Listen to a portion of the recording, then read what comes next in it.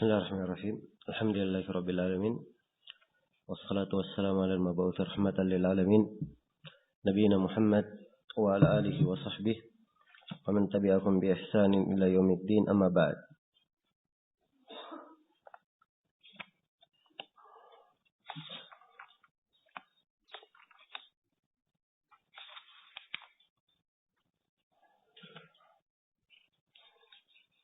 Ini majelis yang ke-8 dari syarah kitab Manhajus Salikin karya Syekh Abdurrahman bin Nasir As-Sa'di rahimahullahu taala.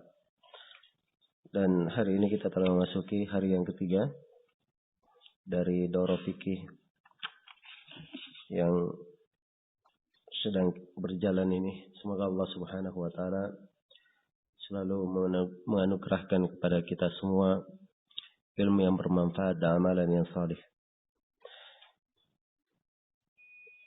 Kita masih di dalam pembahasan tentang sifat salat.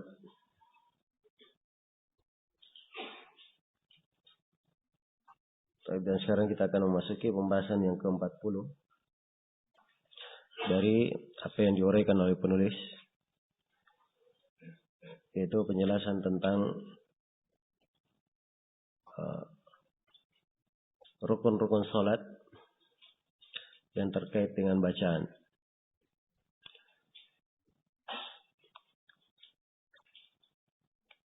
Berkata Syekh rahimahullahu taala, Syekh Abdurrahman bin Nasir As-Sa'di,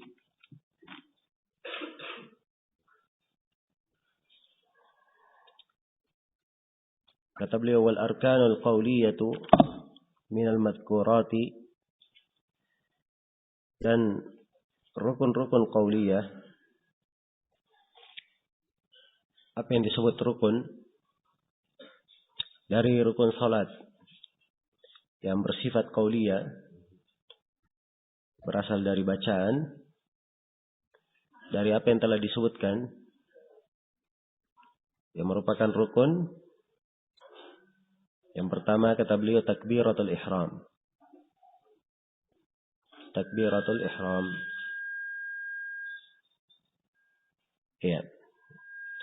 Ucapan takbiratul ihram adalah rukun salat. Dan ini telah kita terangkan berdasarkan hadits Ali bin Abi Thalib, riwayat Imam Ahmad, Abu Dawud, At-Tirmidzi, Ibnu Majah dan selainnya.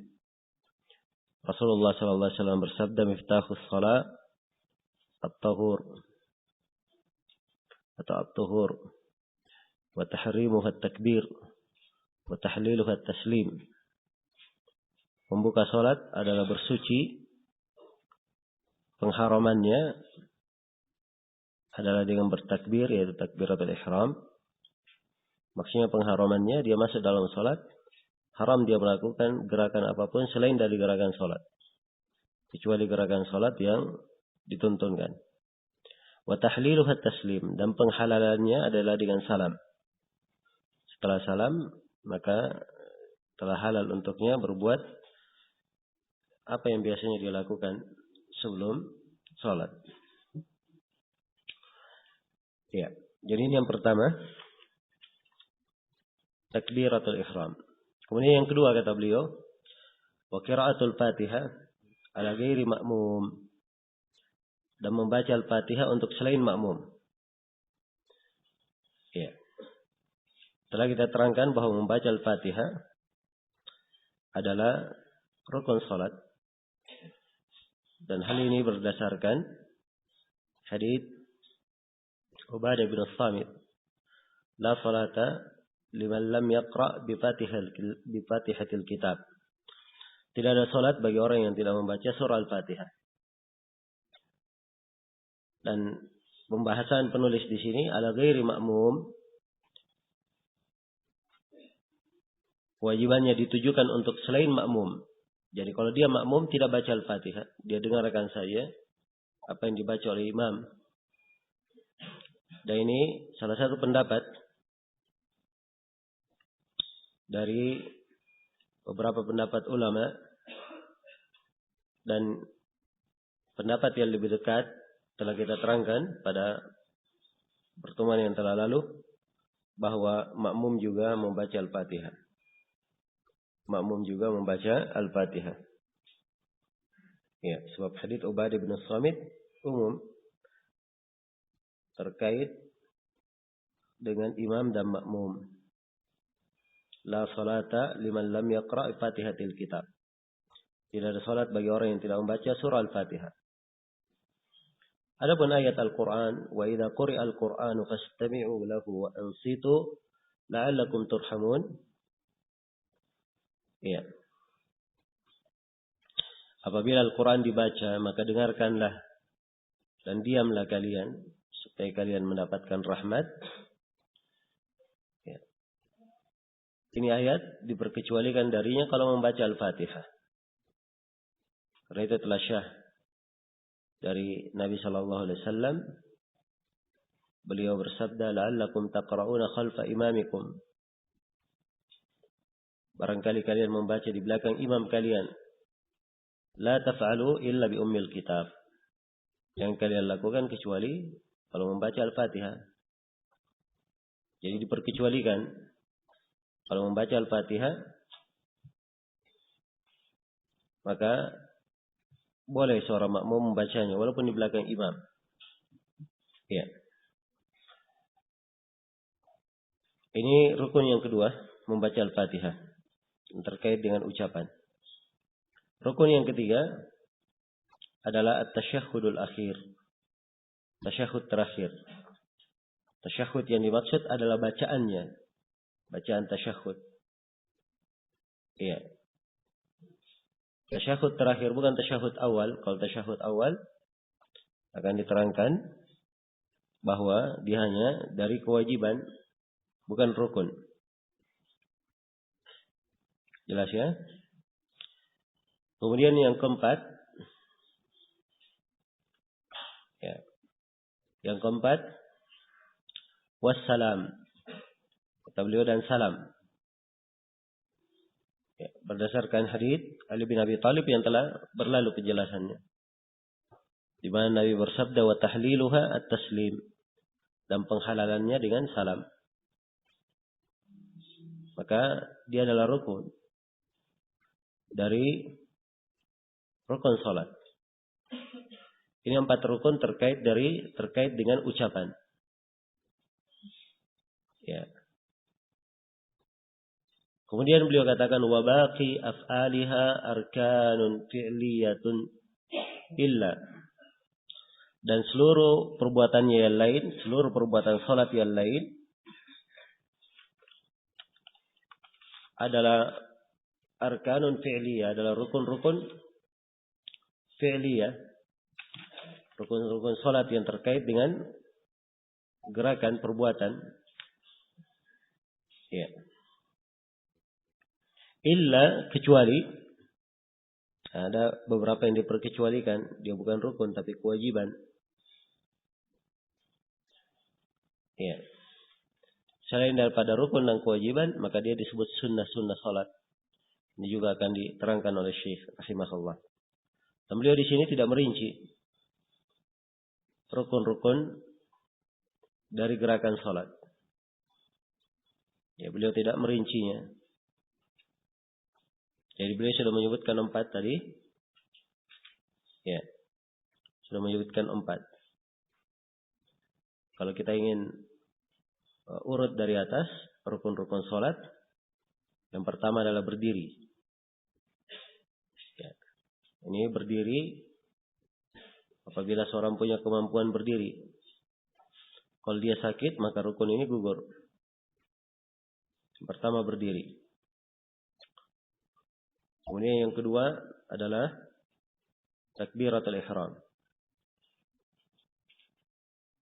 Kemudian rukun yang ketiga membaca Al-Fatihah. Kemudian rukun yang keempat adalah apa? Ruku'. Kemudian rukun yang kelima adalah i'tidal, bangkit dari ruku'. Ya, yang keberapa sudah? Kelima. Rukun yang keenam adalah sujud pertama. Rukun yang kedua adalah rukun yang ketujuh adalah duduk di antara dua sujud. Ya. Sebagian ulama di sini ada menyebutkan dua rukun ya, duduk di antara dua sujud. Dia bedakan antara naiknya dan duduknya. Jadi hitung dua sekaligus. Tapi kebanyakannya hanya menghitung satu. Jadi kita tidak ada masalah, kita hitung satu saja. Ini berapa ini? Duduk di antara dua sujud yang berapa? Yang ketujuh, yang kedelapan? Yang ketujuh. Yang kedelapan adalah sujud yang kedua. Sujud yang kedua. Yang kedelapan. Kemudian yang kesembilan adalah duduk tasyahud akhir. Duduk tasyahud akhir. Duduknya. Yang kesembilan. Yang kesepuluh adalah tasyahudnya. Tasyahud akhirnya. Sebagaimana yang disebut oleh Syekh di sini. Ya. Tasyahud akhirnya. Nah. Kemudian yang ke berapa sekarang? Yang ke-11 adalah salam. Adalah dia salam. Nah. Yang ke-12 dari rukun adalah tartib. Harus berurut. Harus berurut. Ya. Karena itu Nabi dalam hadits al-Masih salatu beliau ajarkan fakabbir, kemudian takbirlah kamu, thumma iqra' ma tayassara ma'aka minal Qur'an, baca, kemudian pakai thumma ya, kemudian baca apa yang udah bersama dari Al-Quran, thumma rka', kemudian rukuk pakai thumma. Demikian berurut, kemudian urutan. Ya. Kemudian rukun yang ke-13 adalah tuma'nina. Tuma'nina di dalam salat. Ya. Dan tuma'nina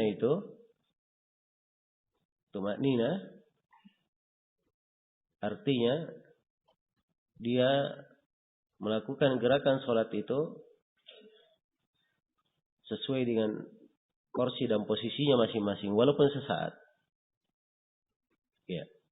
Jadi kalau tuma'nina dalam keadaan ruku, tuma'nina untuk ruku, dia melakukan posisi ruku sesuai dengan kaifiyat yang telah kita terangkan. Walaupun sesaat, maka dia sudah dikatakan tuma'nina. Jelas ya? Karena itu orang yang ruku belum lagi dia sempurna posisi rukunya, dia sudah berdiri, ini batal salatnya. Seperti yang kadang kita saksikan di tengah masyarakat, orang yang terlalu cepat salatnya. Jelas ya, dia meninggalkan rukun tuma'nina. Ya, ini yang terkait dengan rukun-rukun salat. Selesai, kita sebutkan berapa semua? 13. Kalau yang menghitung di tasyahud atau duduk di antara dua sujud menjadi 2, berarti 14 semuanya. Ya, dan ini insyaallah tidak terlalu rumit, mau dihitung 14, 13 tidak ada masalah. Yang penting kita tahu yang mana yang merupakan rukun-rukun salat. Jadi itulah rukun-rukun salat. Kemudian beliau terangkan di sini, dan ini pembahasan yang ke-42, penjelasan kewajiban-kewajiban salat. Ya, jadi rukun. Ya, kecuali ada yang diperkecualikan, dia bukan rukun tapi kewajiban salat. Yang pertama dari kewajiban salat, beliau terangkan at-tasyahhud al-awwal. Ya, tasyahud pertama. Fa innahu min wajibatis shalah. Sebab tasyahud itu, tasyahud pertama dari kewajiban-kewajiban salat. Iya.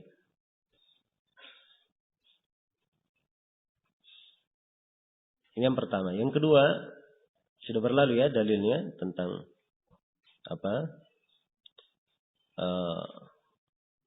tasyahud pertama ini dari kewajiban, yaitu hadits Abdullah ibn Buhaina radhiyallahu taala anhu, riwayat Bukhari dan Muslim.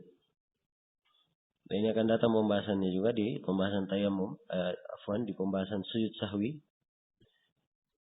di mana Abdullah bin Buhaina radhiyallahu anhu berkata, "Shalla lana Rasulullah sallallahu alaihi wasallam raka'ataini min ba'dhi shalawat."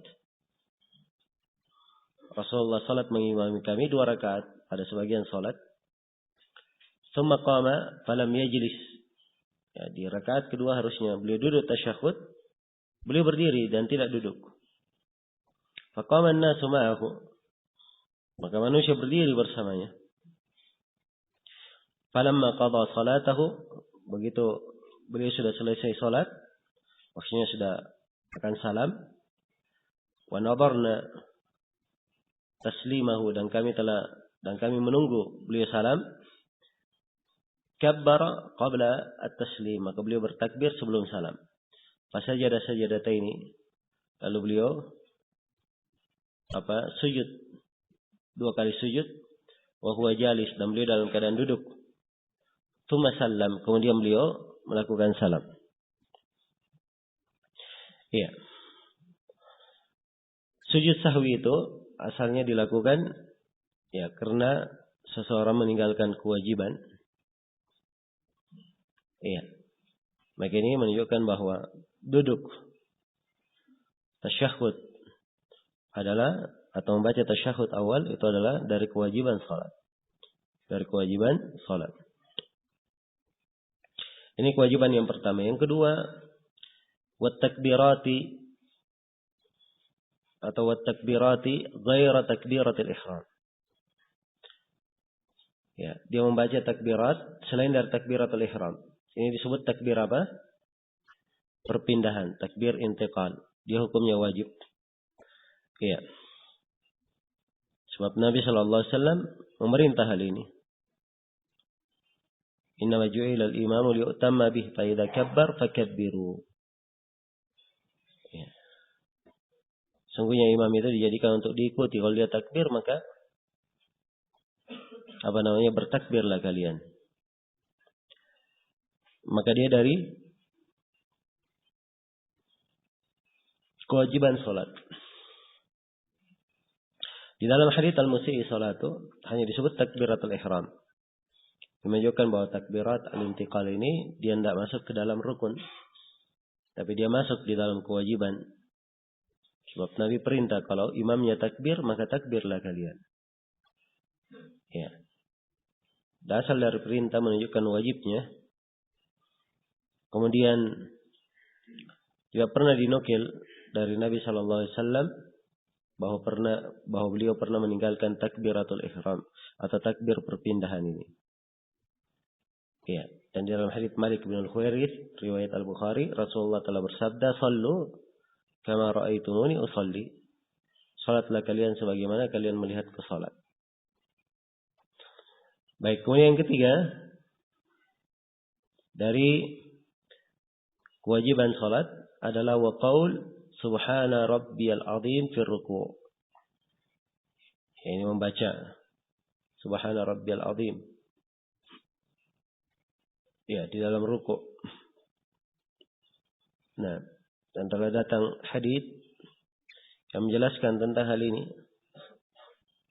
Perintah untuk mengagungkan Allah di ruku'. Membaca doa di ruku' ini. Maka membaca doa subhana rabbiyal azim atau membaca yang semisal dengannya dari doa walaupun sekali, ya maka ini sudah mengangkat kewajiban. Jelas ya, ini kewajiban yang berapa? Yang ketiga. Yang keempat, wa subhana rabbiyal a'la marratan fis sujud. Ya, ini di sujud. Kemudian yang kelima, wa rabbighfirli baina as-sajdataini marratan marrah. Wa ma zada fa huwa masnun. Yang membaca rabbighfirli di antara 2 sujud sekali-sekali. Apa yang merupakan tambahan maka itu adalah sunnah. Lebih dari sekali adalah sunnah. Jelas ya? Nah.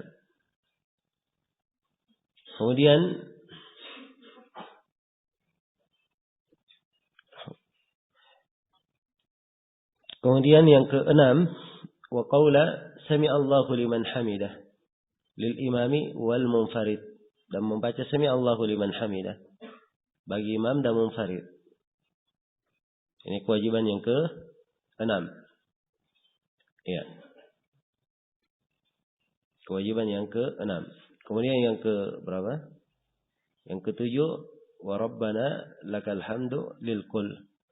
Membaca rabbana wa lakal hamdu untuk semuanya. Ya. Ini 7 kewajiban. Ya, sebagian para ulama menyebutkan yang ke-8 sebab tasyahudnya dibagi 2. Ada bacaan tasyahud dan ada duduk tasyahud awal. Bacaan tasyahud awal dan duduk tasyahud awalnya. Jadi 2 kewajiban. Jadi semuanya 8. Jelas ya? Semuanya 8. Rukun salat 13 atau 14 dan rukun dan kewajiban ada 8. Ya. Ini penjelasan rukun-rukun salat dan kewajiban-kewajiban salat. Ya, sekarang kita baca pembahasan berikutnya. Syekh memberikan kaidah seputar meninggalkan rukun dan kewajiban. Kata beliau, "Fahadhil wajibatu tasqutu bis-sahwi wa yajburuha sujuduhu as-sahw wa kadza bil jahli." Kata beliau, ini kewajiban-kewajiban dia gugur karena sahwu. Kewajiban ini gugur karena apa? Karena adanya kelupaan. Ya. Kalau dia wajib seorang lupa, ya dia gugur. Tapi kalau dia gugur, maka ditambal, ya diganti dengan sujud sahwi. Diganti dengan sujud sahwi. Wa kadza bil jahli. Dan demikian pula orang yang tidak mengetahui. Orang yang lupa dan orang yang jahil. Ya hukumnya sama. Orang yang jahil, dia gugur kewajibannya. Dan dia hanya sujud sahwi. Dia kata misalnya ada orang yang salat, dia lupa sebagian kewajiban. Atau tidak tahu ada sebagian kewajiban. Setelah dia selesai salat baru diingatkan. Ya, bahwa perbuatan ini adalah wajib dalam salat. Kenapa kamu tinggalkan? Baru diajarkan kepadanya. Maka di sini dia sujud sahwi kalau jaraknya belum lama. Baik. Ini sudah berapa? Sudah menjelaskan kewajiban. Kaidahnya tentang kewajiban. Kalau meninggalkan kewajiban. Adapun rukun, kata beliau, wal arkanu la tasqutu sahwan wala jahlan wala amdan. Adapun rukun, dia tidak boleh gugur. Tidak boleh ditinggalkan. Walaupun dia lupa. Tidak tahu hukumnya. Ataupun sengaja. Jelas ya? Ya, dia kata misalnya dia meninggalkan rukun, dia lupa. Maka tidak cukup dia sujud sahwi. Dia harus menambah 1 rakaat. Harus menambah 1 rakaat. Jelas ya? Demikian pula kalau dia jahil, setelah selesai sholat, ya, baru diajari kepadanya rukun-rukun sholat yang dia belum tahu. Maka di sini dia ulangi sholatnya. Tidak syah sholatnya, dia ulangi. Sebab dia meninggalkan rukun. Apalagi kalau dia sengaja, kayaknya tentunya membatalkan sholat. Nah, jadi ini kaidah yang disebut oleh Syekh di sini. Dan pentingnya membedakan antara rukun dan kewajiban. Kalau rukun kapan ditinggalkan? Ya, batal sholatnya. Apakah ditinggalkan karena lupa, karena jahil, karena sengaja, batal sholatnya. Kalau kewajiban, ya, kapan ditinggalkan? Maka sholatnya tidak batal sepanjang dia tinggalkan karena lupa atau karena apa? Jahil. Adapun kalau kewajiban dia tinggalkan karena sengaja, maka ini membatalkan sholat. Ini membatalkan sholatnya. Baik, selesai sudah ya. Di sini kaidah seputar rukun dan kewajiban. Ya. Jadi ada rukun-rukun sholat, ada kewajiban-kewajiban sholat. Ya. Selain dari itu, adalah sunnah salat. Karena itu Syekh berkata, wal baqi sunanu aqwalin wa af'alin mukmilun lis-shalah. Al-baqi dan yang selebihnya, selain dari rukun dan kewajiban, selebihnya itu adalah sunnah salat, penyempurna salat terkait dengan ucapan maupun perbuatan. Jelas ya? Ya. Jadi kadar bacaan di dua rukuk sujud, jadi di antara dua sujud satu dibaca satu kali.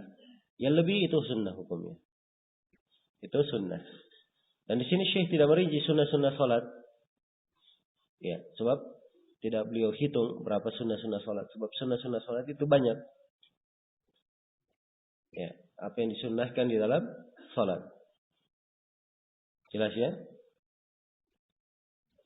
Kemudian kata beliau rahimahullah, wa minal arkani at-tuma'ninatu fi jami'i arkaniha. Ini penyebutan rukun yang lain. Rukun tuma'nina salat. Beliau akhirkan di sini. Ya. Dan tuma'nina definisinya telah kita terangkan. Apa yang dimaksud dengan tuma'nina? Yaitu seseorang berada di posisi gerakannya walaupun sesaat. Jadi kalau dia ruku itu ya seorang melakukan ruku. Ya. Dia membengkokkan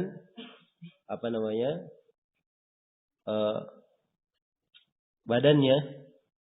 Ya, kalau dia i'tidal maka dia berdiri tegak sehingga tulangnya kembali kepada posisinya semula.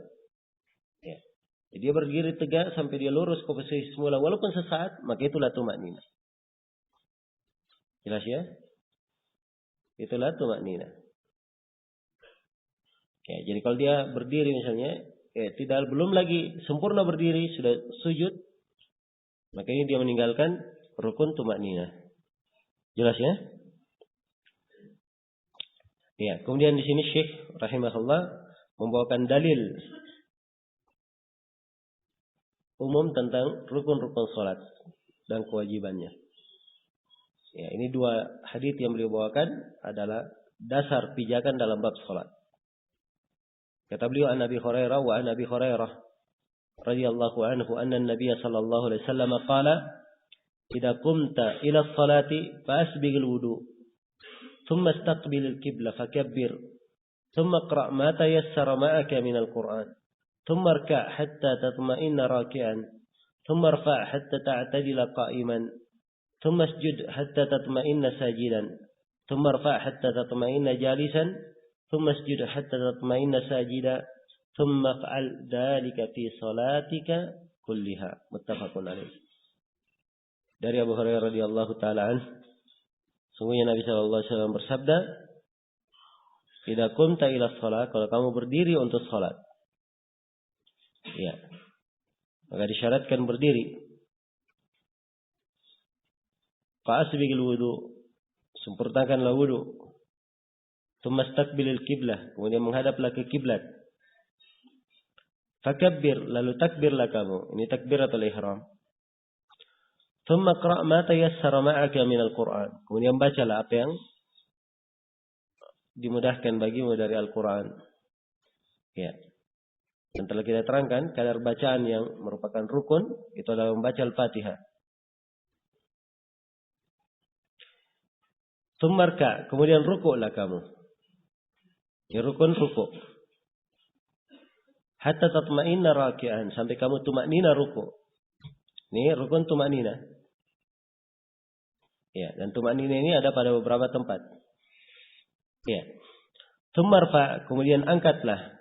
Hatta ta'tadila qa'iman, sampai kamu i'tidal berdiri. Tsumma isjud, kemudian sujudlah. Hatta tatma'inna sajidan. Sujudlah kamu sampai kamu tuma'nina sujud. Ya, ini sujud pertama. Tsumma rfa' hatta tatma'inna jalisan. Kemudian berdirilah kamu dari sujud. Ya, sampai kamu tuma'nina duduk. Ya. Tsumma sujud hatta tatma'inna sajida. Kemudian sujudlah kembali sampai kamu tumaknina sujud. Iya. Sujud yang kedua. Kemudian beliau berkata, "Tsumma fa'al dzalika fi salatika kulliha." Kemudian kerjakanlah hal tersebut pada seluruh salatmu. Ya, muttafaqun alaih. Jadi ini yang disebut dengan hadits al-musi'i salatuh yang kita baca tadi. Iya. Itu konteksnya. Syekh mendahulukan penyebutan hadits ini sebab ini menjadi standar ukuran rukun-rukun salat. Iya. Dan beliau sebutkan hadits berikutnya, wa qala sallallahu alaihi wasallam, dan Rasulullah sallallahu alaihi wasallam bersabda, "Shallu kama ra'aitumuni usalli." Salatlah kalian sebagaimana kalian melihatku salat. Muttafaqun alaih. Ya. Syekh menyebutkan haditsnya muttafaqun alaih. Tapi yang benarnya bahwa hadits ini hanya diriwayatkan oleh Imam Al-Bukhari saja. Imam Muslim tidak meriwayatkannya. Ya, hadits Malik bin Al-Huwairits kisahnya panjang. Ya, dan salah satunya Nabi bersabda kepada Malik bin Al-Huwairits, ya, dan siapa yang bersama beliau, "Shallu kama ra'aitumuni usalli." Salatlah kalian sebagaimana kalian melihatku salat. Maka ini dua hadits yang dijadikan dasar dalam pembahasan sifat salat. Baik. Selesai sudah penjelasan tentang sifat salat Nabi sallallahu alaihi wasallam. Rukun-rukunnya, kewajiban-kewajibannya, sunnah-sunnahnya. Kemudian urutan salat itu dari awal sampai akhirnya. Ini semuanya telah kita terangkan. Jelas? Kemudian setelah seorang itu selesai salat, apa yang dia lakukan? Nah, ini pembahasan berikutnya. Pembahasan yang ke-46, perihal bacaan selepas salat. Apa yang dibaca? Kata beliau, fa idza faragha min salatihi, apabila dia telah selesai dari salatnya, istaghfara thalathan. Dia beristighfar 3 kali. Baca astaghfirullah, astaghfirullah, astaghfirullah 3 kali. Jelas ya? Wa qala, dan dia berkata, Allahumma antas salam wa minkas salam, tabarakta ya dzal jalali wal ikram. Ya. Ini yang dia baca. Nah, dan bacaan ini diterangkan dalam hadits Tsauban riwayat Muslim, dan juga ada dalam hadits Aisyah riwayat Muslim. Iya. Baik. Dan di dalam hadits Ibnu Abbas yang diriwayatkan oleh Imam Al-Bukhari dan Imam Muslim, Rasulullah sallallahu alaihi wasallam atau Ibnu Abbas berkata, "Ma kunna na'rifu inqidha'a salati Rasulillah sallallahu alaihi wasallam illa bitakbir." Kami tidak mengetahui berakhirnya salat Rasulullah sallallahu alaihi wasallam kecuali dengan mendengar takbir. Ya, dengan mendengar apa? Takbir. Maka disyariatkan bertakbir, Allahu Akbar, Allahu Akbar, Allahu Akbar. Boleh sekali, boleh 2 kali, boleh 3 kali. Ya. Dan boleh lebih daripada itu. Jelas ya? Tapi kalau dia ganjilkan itu lebih afdal. Sebab yang ganjil lebih utama daripada yang genap. Iya. Yang mana yang didahulukan? Dia takbir dahulu, kemudian istighfar, baca Allahumma antas salam, atau dia istighfar, baca Allahumma antas salam, kemudian takbir. Iya. Kalau zahir dari riwayat hadits Tsauban itu sangat menunjukkan bahwa Nabi sallallahu alaihi wasallam begitu selesai salam, beliau langsung istighfar 3 kali. Kemudian membaca Allahumma antas salam, sebab ini terangkai. Nah, maka takbir posisinya setelah ini. Itu yang nampak dari riwayat. Ya, demikian diterangkan oleh Syekhuna Syekh Muqbil rahimahullahu taala, dan juga Syekhuna Syekh Ubaid Al-Jabiri hafizahullah. Ya, bahwa takbirnya diletakkan setelah istighfar. Ya, dan takbirnya dibesarkan suara. Besarkan suara, mengangkat suara. Sebab Ibn Abbas, dan beliau masih kecil bermain di luar masjid. Ibn Abbas tahu orang selesai sholat dengan mendengar takbir. Dengan apa? Mendengar takbir. Iya. Karena itulah dari sunnah dalam hal ini, seorang menjaharkan takbirnya. Agar supaya diketahui bahwa sudah selesai sholat. Kemudian di antara dzikir yang dibaca, kata Syekh setelah itu yang membaca La ilaha illallah wahdahu la syarika lah lahul mulku wa lahul hamd wa huwa ala kulli syai'in qadir. La ilaha illallah wa la na'budu illa iyyah lahun ni'matu wa lahul fadlu wa lahus sana'ul hasan. La ilaha illallah mukhlishina lahud din walau karihal kafirun. Iya. Jelas ya? Ini juga dzikir yang indah. Kandungan-kandungannya sangat agung, mengandung makna-makna tauhid, makna pengagungan. La ilaha illallah wahdahu la syarikalah, lahul mulku wa lahul hamd wa huwa ala kulli syai'in qadir. La ilaha illallah wa la na'budu illa iyyah, lahun ni'matu wa lahul fadlu wa lahus sana'ul hasan. La ilaha illallah mukhlishina lahud din walau karihal kafirun.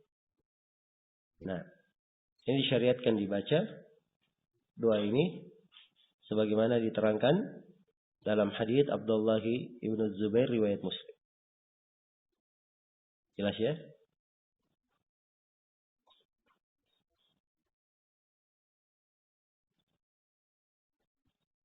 Ya, tapi di riwayat Muslim ada tambahan wala haula wala quwata illa billah.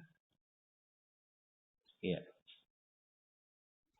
Nah, wala haula wala quwata illa billah. La ilaha illallah wahdahu la syarika lah, lahul mulku wa lahul hamd wa huwa ala kulli syai'in qadir. Nah. Kemudian setelah itu la haula wala quwata illa billah, la ilaha illallah wa la na'budu illa iyyah dan seterusnya. Baik.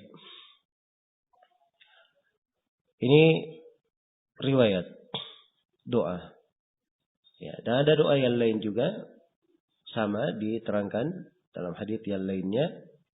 Ya, dia membaca la ilaha illallah wahdahu la syarikalah, lahul mulku wa lahul hamd wa huwa ala kulli syai'in qadir. Allahumma la mani'a illa ma a'tait wa la mu'tiya illa lima mana'at wa la yanfa'u dzal jaddi minkal jadd.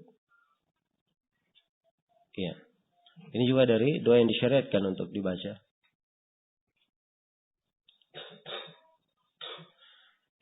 Ya. Jelas ya? Allahumma la mani'a lima a'tait wa la mu'tiya lima mana'at wa la yanfa'u dzal jaddi minkal jadd. Kemudian kata Syekh rahimahullah, dia membaca subhanallah walhamdulillah wallahu akbar 33 kali. Sini zahirnya digabung. Dia baca subhanallah walhamdulillah wala ilaha illallah, apa subhanallah walhamdulillah Allahu akbar 3 kali. Sekaligus dia gabung. Ya, boleh dia gabung seperti itu, dia baca 33 kali. Dan boleh dia pisah-pisah. Subhanallah 33 kali, alhamdulillah 33 kali, Allahu akbar 33 kali. Sebab sama saja. Jelas ya? Dan dua riwayat yang menjelaskannya. Wa yaqulu, kemudian dia membaca yang ke-100-nya. Jadi itu tadi 99 kali. Dia genapkan 100 kali dengan ucapan La ilaha illallah wahdahu la syarikalah, lahul mulku wa lahul hamd wa huwa ala kulli syai'in qadir. Tamamal mi'ah. Jadi ini digenapkan dengan 100 dengan ucapan ini. Nah, ini subhanallah. Siapa yang melakukan hal ini, kemudian digenapkan 100 kali dengan bacaan ini, maka Rasulullah bersabda, "Ghufirat khatayahu wa in kanat mithla zabadil bahr." Akan diampuni dosa-dosanya, walaupun dosa-dosanya itu sebanyak buih lautan. Jelas ya? Maka ini sebagian dari bacaan-bacaan salat, selepas salat. Ya, bacaan selepas salat banyak selain daripada apa yang disebutkan. Demikian pula disyariatkan membaca ayat kursi. Ya. Dan diterangkan tidak ada perantara antara seorang hamba dan sorga kecuali kematian saja. Kalau dia selalu baca ayat kursi di belakang setiap sholat. Demikian pula membaca 3 qul. Membaca 3 qul. Ya. Ini diantara doa-doa yang disyariatkan dibaca atau dzikir yang disyariatkan dibaca selepas sholat. Kemudian pembahasan yang terakhir, pembahasan yang ke-47 adalah tentang sholat sunnah rawatib. Ya. Jadi beliau masukkan tentang rawatib sebab dia adalah penyempurna untuk sholat-sholat maktubah, sholat yang wajib, dan dia adalah sunnah yang sangat muakkadah. Ditekankan karena itu Syekh menjelaskan di sini. Kata beliau, "War-rawatibul muakkadatu at-tabi'atu lil maktubati asyrun." Dan rawatib yang muakkadah. Muakkadah artinya sangat ditekankan, sangat dianjurkan untuk dikerjakan. At-tabi'ah lil maktubat. Rawatib ini ikut kepada al-maktubat, salat-salat yang wajib. Asyrun, ada 10 rawatib. Ya. Wa hiya al-madhkuratu fi hadithi Ibnu Umar radhiyallahu anhuma. 10 rawatib ini disebutkan dalam hadits Ibnu Umar radhiyallahu anhuma. Ya.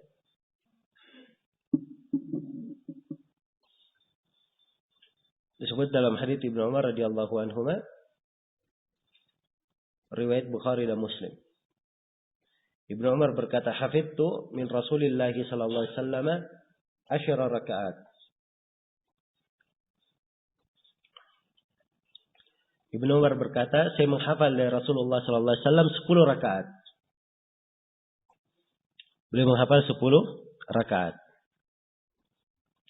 Raka'ataini qabla adh-dhuhr wa raka'ataini ba'daha. 2 rakaat sebelum duhur dan 2 rakaat setelah duhur. Wa raka'ataini ba'da al-maghrib fi baitihi, dan 2 rakaat setelah maghrib di rumahnya. Wa raka'ataini ba'da al-isya fi baitihi, dan 2 rakaat setelah isya di rumahnya. Wa raka'ataini qabla al-fajr, dan 2 rakaat sebelum subuh. Ya, semuanya jumlahnya berapa? 10. Ya. Ini rawatib. Ya, hadits Ibnu Umar menyebutkan di sini 10. Di sebagian riwayat ada salat duhur disebutkan 2 rakaat sebelum duhur dan 4 rakaat setelah duhur. Jadi ini menjadi berapa? 12. Dan sebagian riwayat disebutkan 4 rakaat sebelum duhur dan 4 rakaat setelah duhur. Yang juga syah dari Nabi sallallahu alaihi wasallam. Dan ini boleh dilakukan. Jelas ya? Juga telah syah dari Nabi sallallahu alaihi wasallam 4 rakaat sebelum asar. Juga dari hadits Ibnu Umar. Ya, rahimallahu imra'an shalla arba'an qabla al-'asr. Allah merahmati seorang hamba, dia salat 4 rakaat sebelum asar. Ya. Kalau dia lakukan seluruh hal itu, maka ini adalah hal yang bagus. Hal yang baik. Jelas ya? Makanya dari salat-salat sunnah yang dijaga, rawatib. Ya. Yang hendaknya dipelihara. Ya.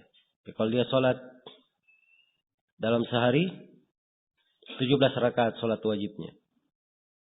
Tambah rawatib, anggaplah paling sedikitnya 10 rakaat. Ya sudah berapa? 27 rakaat. Ya. Kalau diambil dari qiyamul lail 13 rakaat, berarti semuanya 40 rakaat. Ya. 40 rakaat dalam sehari semalam dia beribadah kepada Rabb-Nya. Jelas ya? Belum lagi kalau dia lakukan hal-hal yang sunnah yang lainnya. Seperti salat duha. Kalau dia masuk masjid, salat tahiyatul masjid. Ya. Kemudian salat sunnah wudu kalau dia habis wudu. Ya, salat 2 rakaat antara adzan dan qamat. Dan selainnya dari salat-salat sunnah. Banyak sekali pintu salat sunnah dalam hal ini. Ya.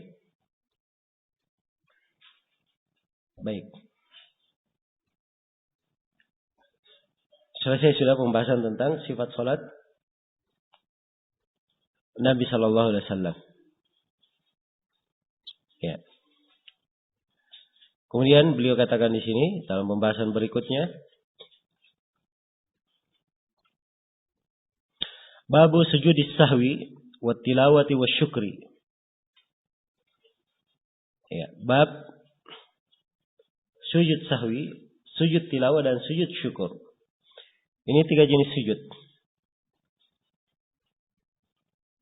Ya, beliau khususkan bab ini setelah sifat salat. Sebab 3 pembahasan ini, sujud tilawah, sujud sahwi, sujud syukur, ya, dia tidak berdiri sendiri.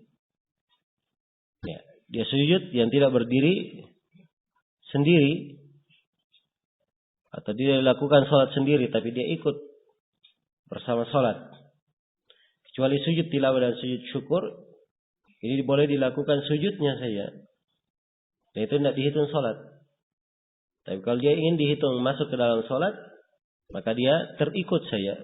3 perkara ini terikut. Karena itu disebutkan pembahasannya oleh Syekh di sini setelah sifat salat.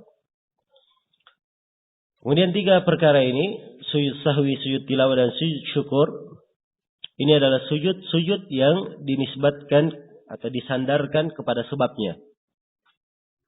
Disandarkan kepada sebabnya. Sujud sahwi adalah sujud yang dilakukan disebabkan karena sahwi, karena lupa. Sujud tilawah adalah sujud yang dilakukan karena dia mendengar atau dia membaca surah as-sajdah yang ada padanya sajadah untuk dia sujud.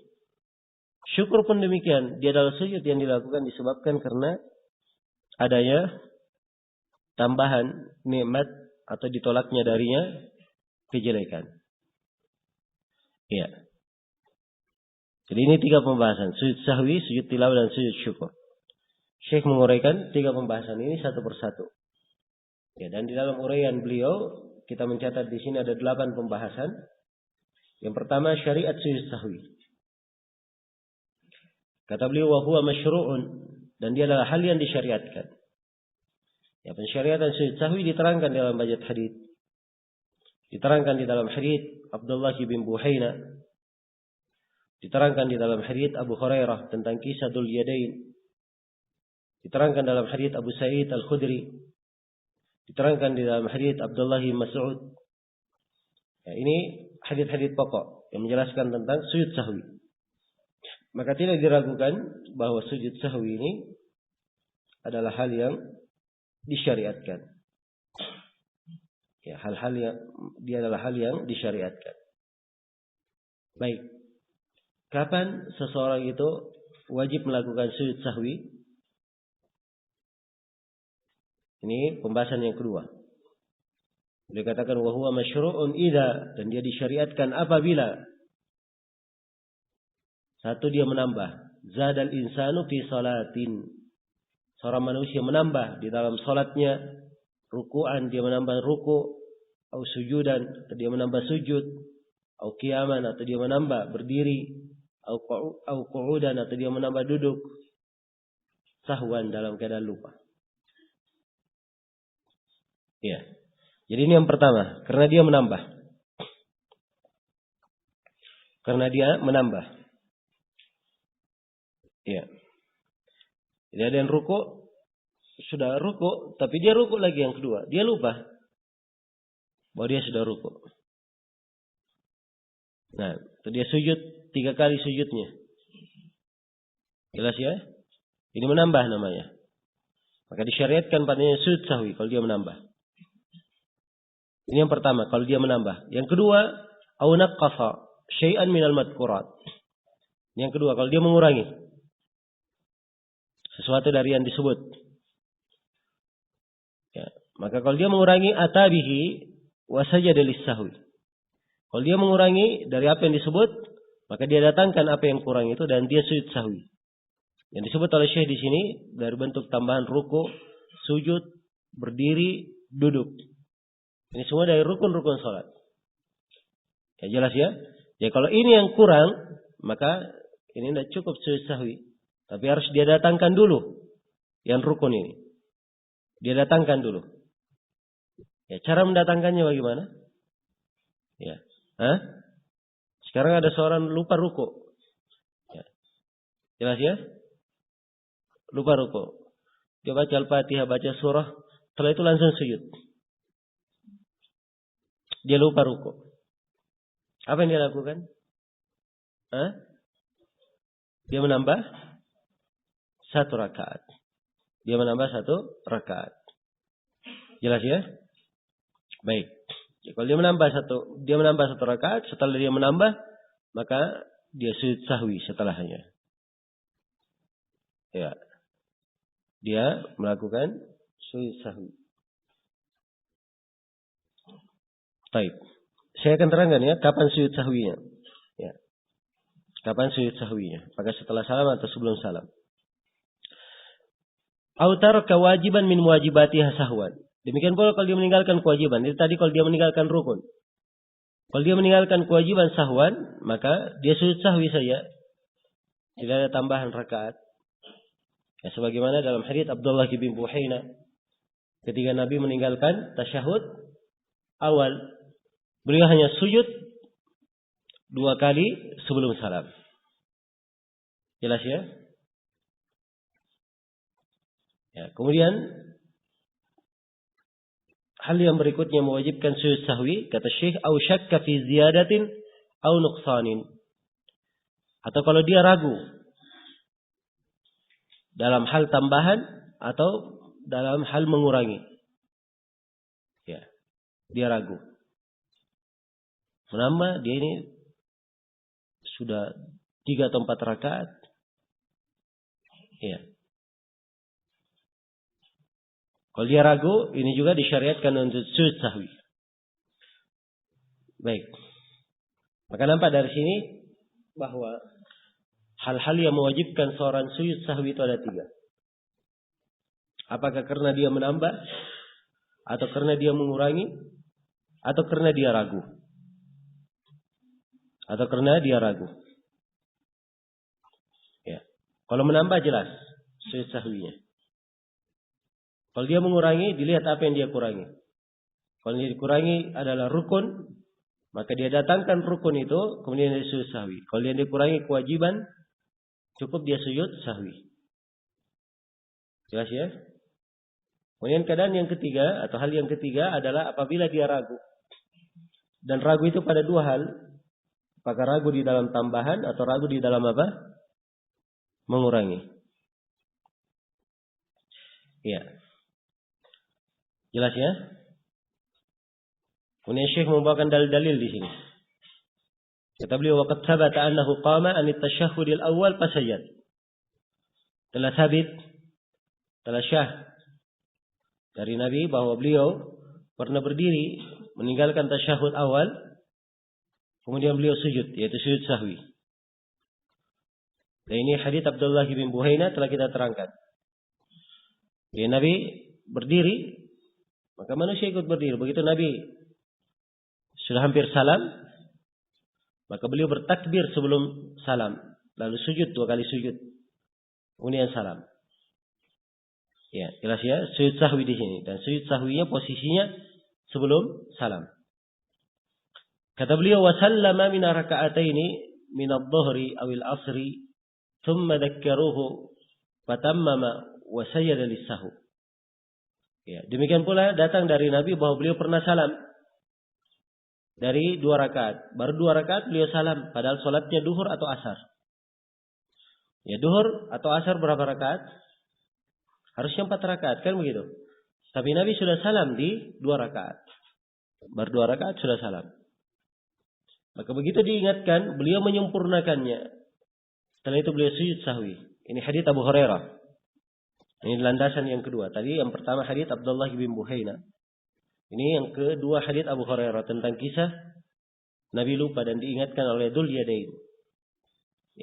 Ya begitu Nabi selesai sholat duhur atau asar, kemudian baru 2 rakaat beliau salam.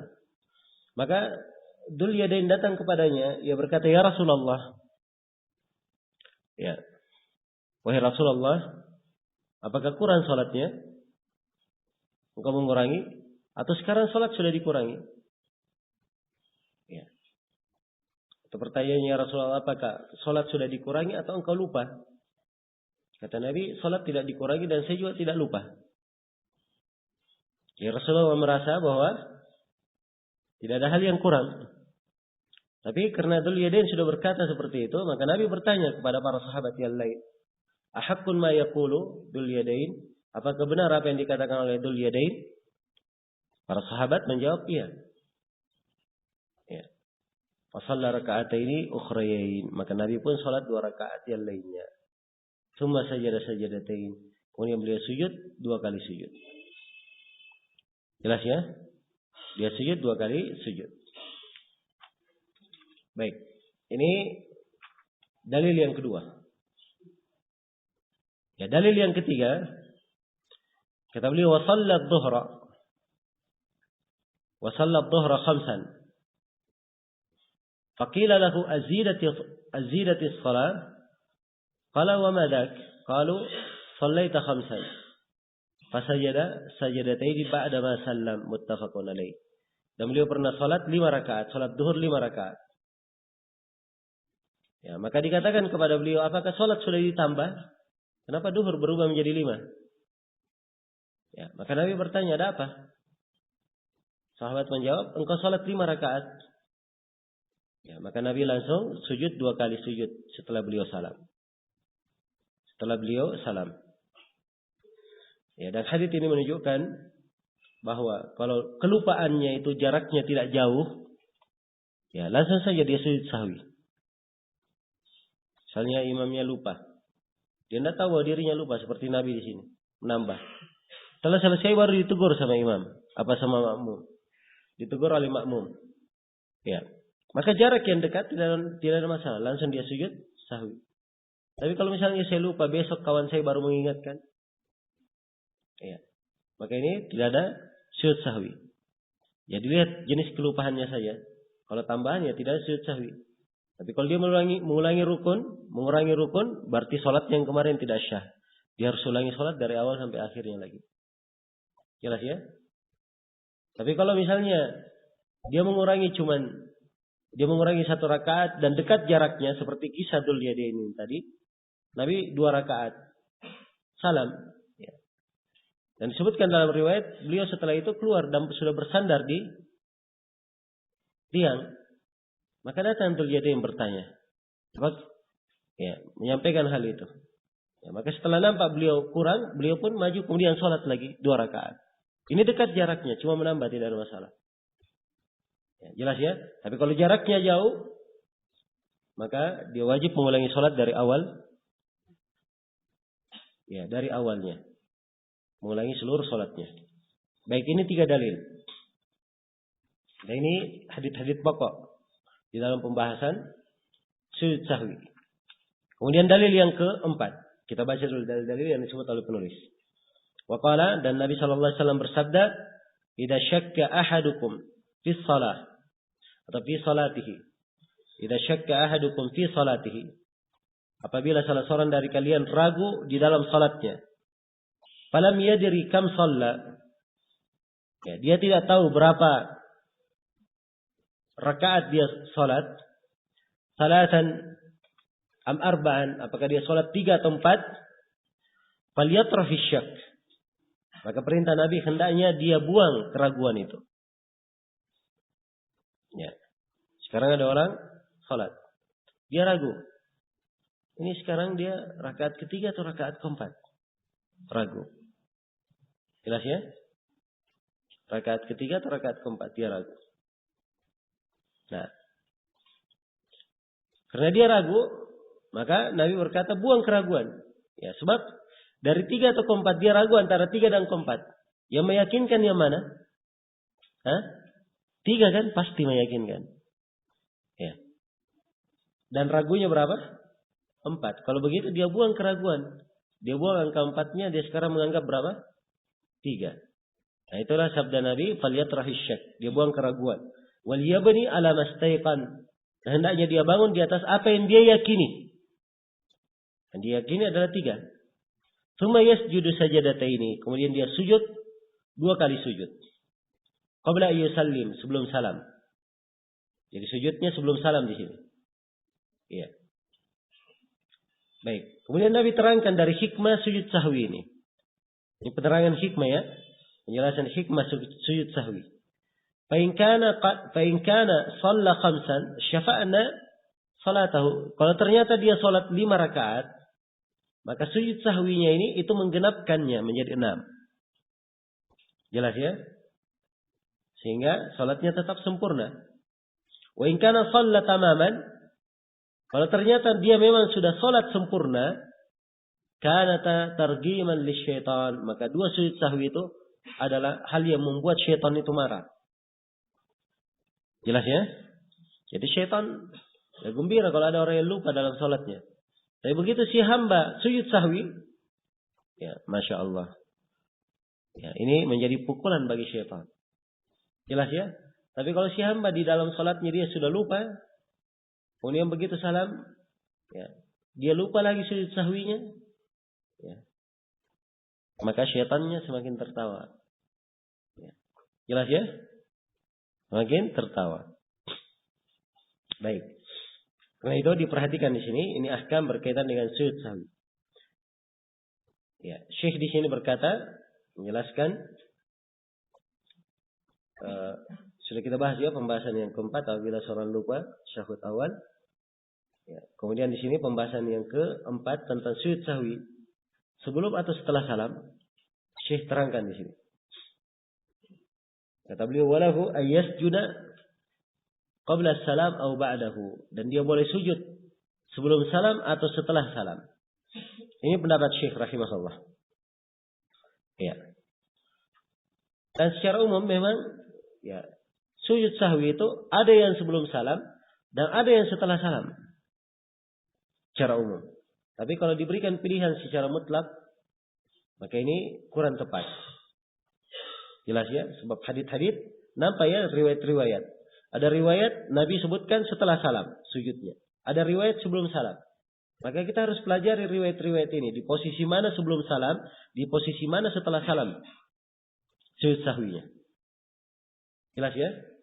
Maka sekarang kita kembali kepada pembagian atau sebab yang menyebabkan adanya sujud sahwi.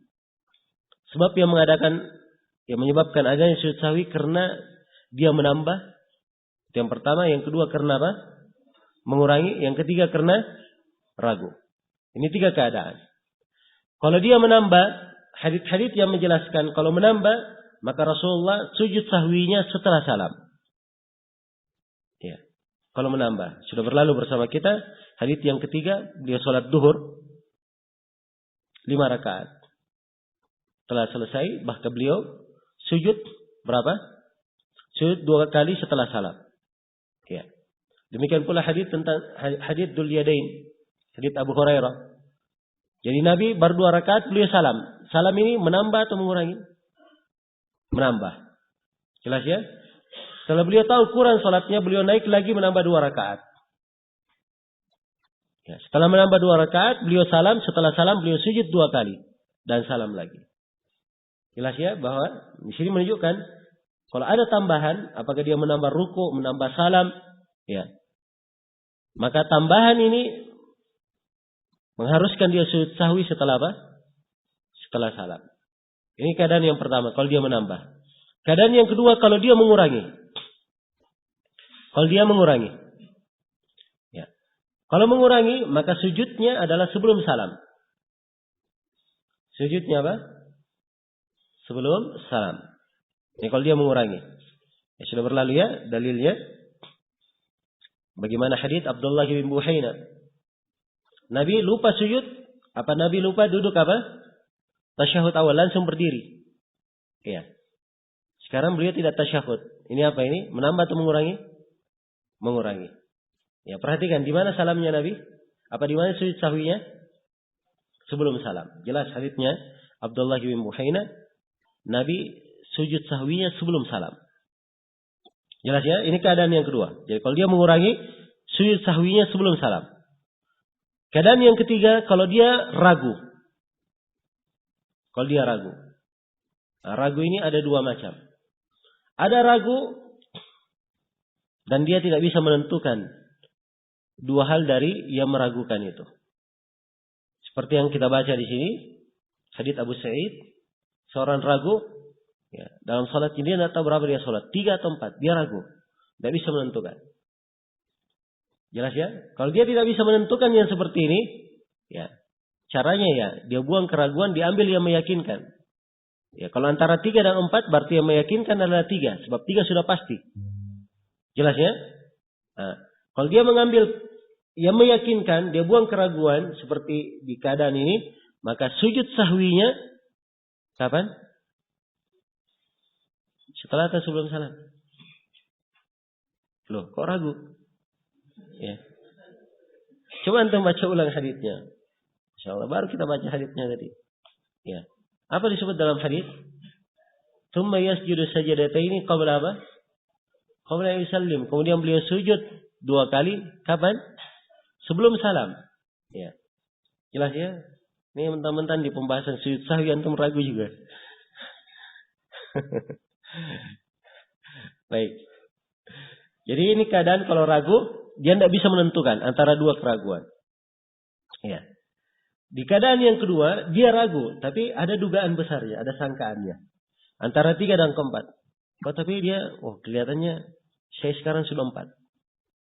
Ya. Dugaan besar dia adalah apa? Sudah 4 rakaat. Nah, kalau dia memilih 4 rakaat, maka ini salamnya atau sujud sahwinya adalah setelah salam. Sujud sahwinya setelah salam berdasarkan hadits Abdullah bin Mas'ud radhiyallahu taala anhu riwayat Muslim.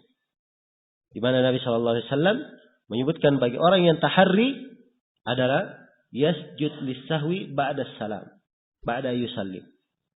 Ya. Jelas ya? Dia sujud sahwi setelah dia salam. Ya, kalau begitu saya simpulkan bahwa tentang sujud sahwi kapan dilakukan, sebelum salam atau setelah salam, kaidahnya dengan rincian sebagai berikut. Kalau dia menambah, sujud sahwinya kapan? Setelah salam. Kalau dia mengurangi, sujud sahwinya sebelum salam. Kalau dia ragu, maka dilihat keraguannya bagaimana. Kalau keraguan dia tidak bisa menentukan salah satu dari 2 hal, maka sujud sahwinya kapan? Sebelum salam. Kalau dia ragu dan bisa menentukan salah satu dari 2 hal, ada dugaan besarnya, sangkaan besarnya, maka dia sujud sahwinya kapan? Setelah salam. Ini kesimpulan di dalam masalah di mana dia sujud sahwi. Jelas ya?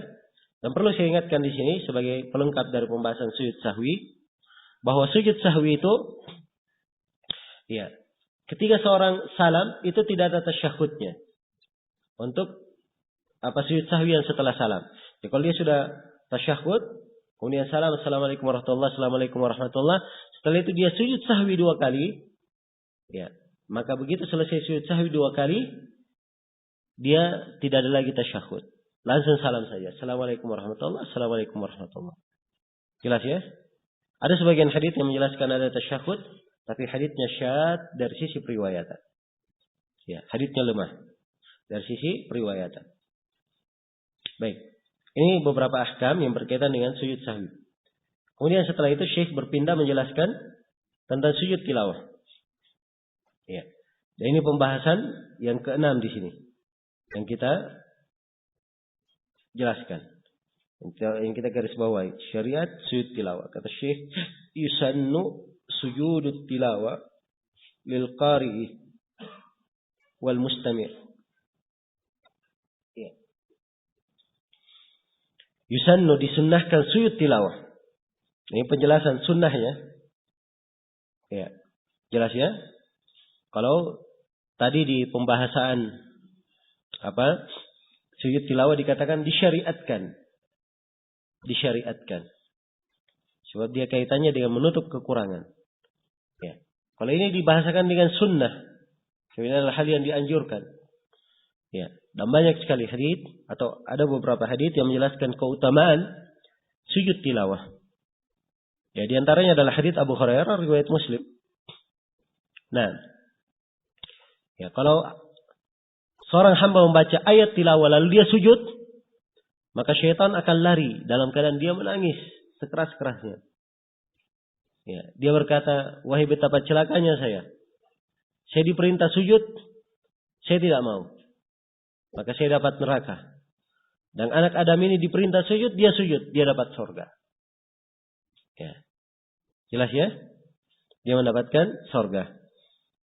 Ya, maka ini dari keutamaan sujud tilawah karena itu disunnahkan. Dan sujud tilawah ini adalah sujud dinisbatkan kepada sebabnya. Dia adalah sujud yang disyariatkan karena tilawah.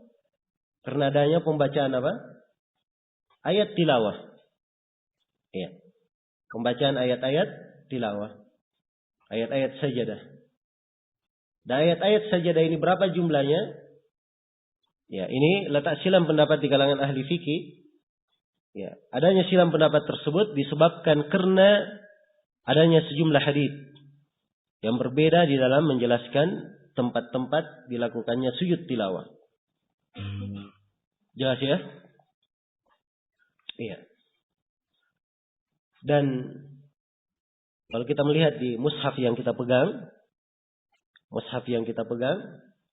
ya, di penyebutan sujud tilawah, itu diterangkan oleh orang yang menyusun mushaf bahwa penyebutan sujud tilawah itu diambil dari buku-buku fikih.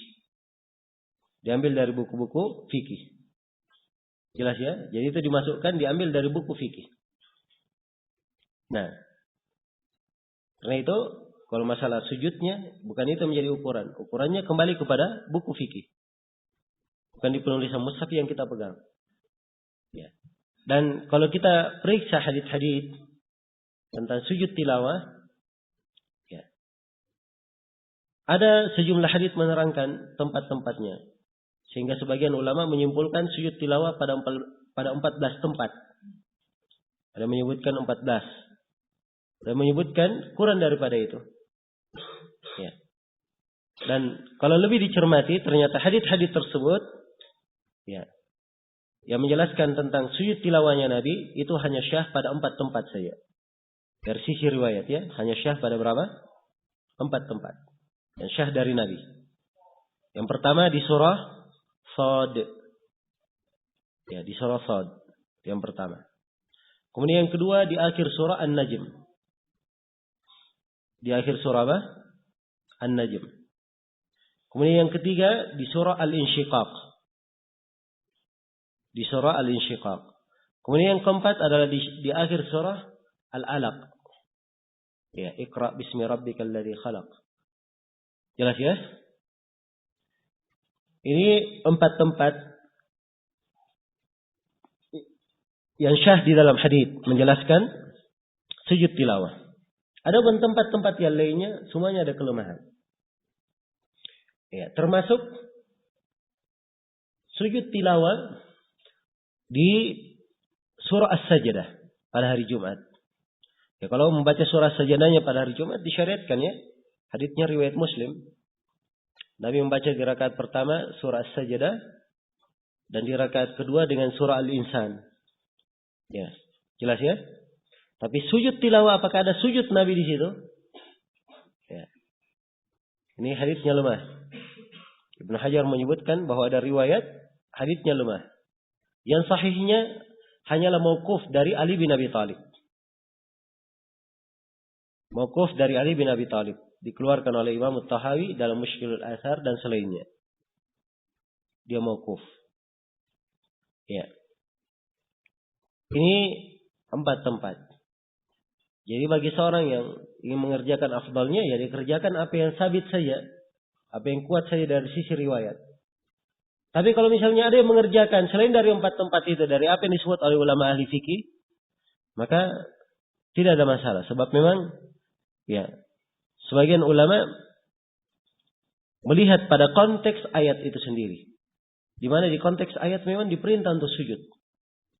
Diperintah untuk apa? Untuk sujud.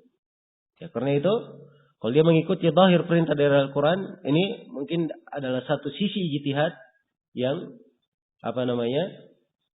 ya tidak bisa disalahkan. Jelas ya? Baik, maka saya simpulkan dari tempat-tempat yang dilakukan sujud tilawah yang syah pada 4 tempat. Ada tempat yang lainnya. Ya. Ini kembali kepada ya seorang itu sendiri. Tapi kalau dia sholat sebagai makmum,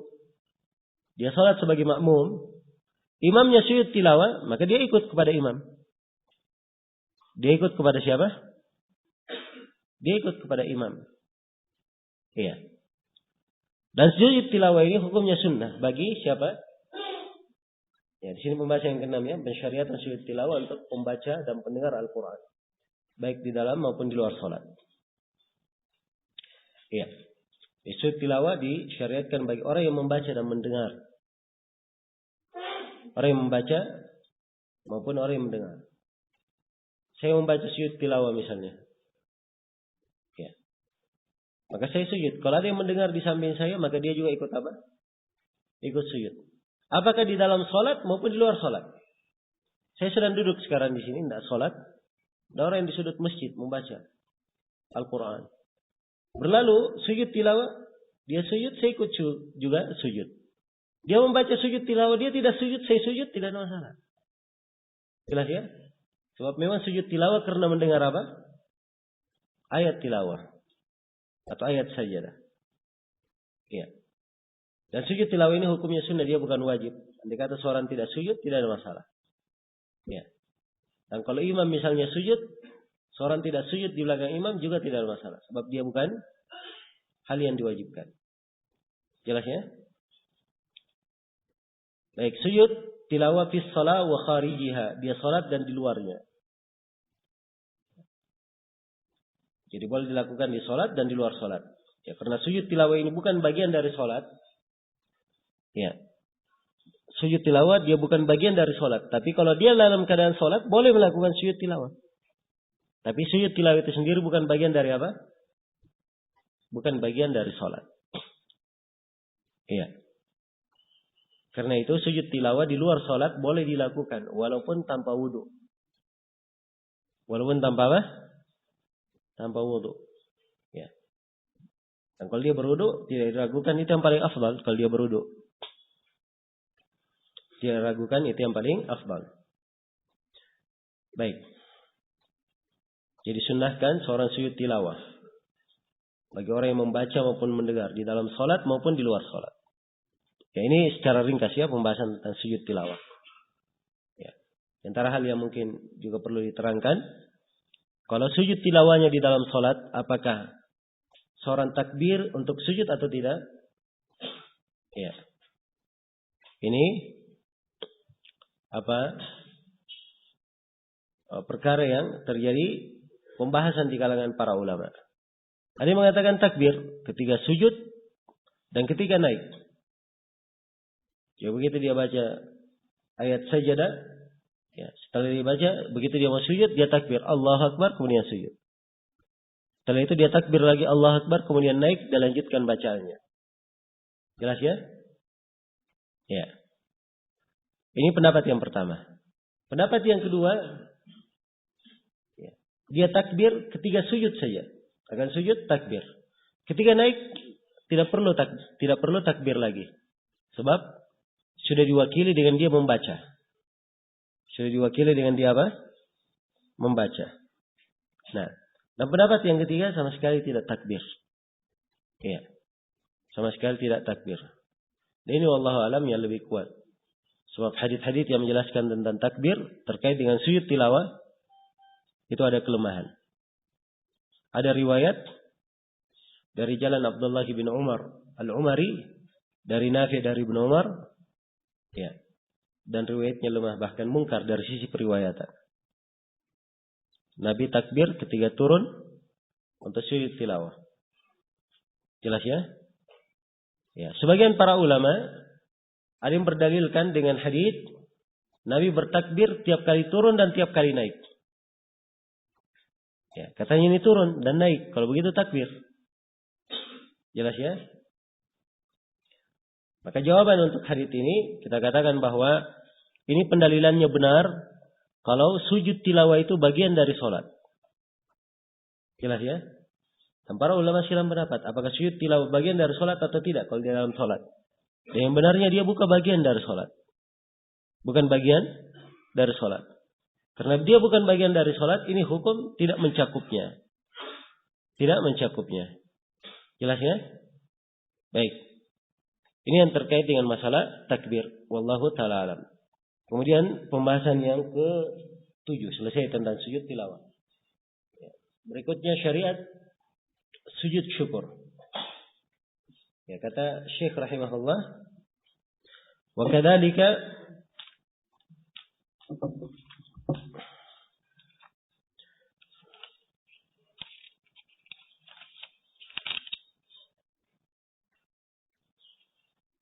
ya, kata beliau wa kadzalika idza tajaddadat lahu ni'matun aw indafa'at anhu niqmatun sajada lillahi syukran. Demikian pula kalau nikmat itu ada pembaharuan nikmat yang dia dapatkan atau tertolak darinya sebuah nikmah. Ya, nikmah lawan dari nikmat. Musibah atau malapetaka tertolak darinya, maka sajada lillahi syukran. Ya, disyariatkan juga dia sujud untuk Allah. Kesyukuran kepadanya. Kesyukuran kepada Allah subhanahu wa ta'ala. Ya. Dan telah syah dari Nabi SAW. Diterangkan oleh Abu Bakar dalam hadits riwayat Abu Daud, At-Tirmidzi, Ibnu Majah dan selainnya. Haditsnya disahihkan oleh Syekh Al-Albani. Ya, Abu Bakar berkata, "Anna Nabi sallallahu alaihi wasallam kana idza ja'ahu amrun atau amru sururin atau busyira bihi kharra sajidan syakiran lillah." Adalah Nabi sallallahu alaihi wasallam apabila datang kepada beliau perintah atau berita gembira atau beliau diberi kabar gembira, maka beliau pun sujud bersyukur kepada Allah Ta'ala. Ya, beliau sujud bersyukur kepada Allah Subhanahu wa Ta'ala. Iya. Ini syariat sujud syukur. Nah, adapun hukum sujud syukur ini Syekh terangkan tentang ketentuan sujud syukur. Kata beliau, hukmu sujudi syukri ka sujudi tilawah. Hukum sujud syukur itu sama dengan sujud tilawah. Sama dengan sujud tilawah. Iya. Sujud tilawah adalah sujud kalau ketika membaca. Ini ketika dapat syukur. Jelasnya. Dan sujud syukur ini terkait kebanyakannya dengan hal yang di luar sholat. Berbeda dengan tilawah ya. Sebab dia membaca sesuatu di dalam sholat. Tapi kalau syukur, tidak. Dan sebagian para ulama ada yang berbeda pendapat di dalam masalah ini. Di dalam memahami sujudnya Nabi di surah Sad. Apakah beliau sujud di situ karena tilawah atau karena syukur? Iya. Jelas ya, ini mengandung kemungkinan. Karena itu penulis di sini yang membuat hukum umum bahwa hukum sujud syukur itu sama dengan sujud tilawah. Jelas ya, ketentuan dan hukumnya sama dengan sujud tilawah. Ya wallahu ta'ala a'lam. Baik, selesai sudah pembahasan bab ini. Tentang sujud sahwi, sujud tilawah dan sujud syukur. Ya.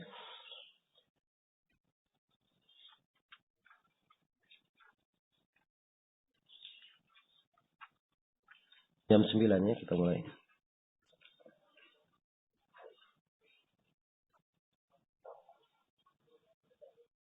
Ya? Ya, tentang masalah bacaan sujud sahwi dan sujud tilawah, tidak ada bacaan khusus yang dibaca. Untuk sujud tilawah ada doa yang diriwayatkan, tapi doanya ada kelemahan. Ada kelemahan. Karena itu tidak ada bacaan khusus yang dibaca. Ya, namun Imam Ahmad menyebutkan kalau sujud tilawahnya di dalam sholat, maka dia membaca sama dengan bacaan sujud di dalam sholat. Membaca bacaan sama dengan yang dibaca di bacaan sujud sholat. Ya Allah Ta'ala alam.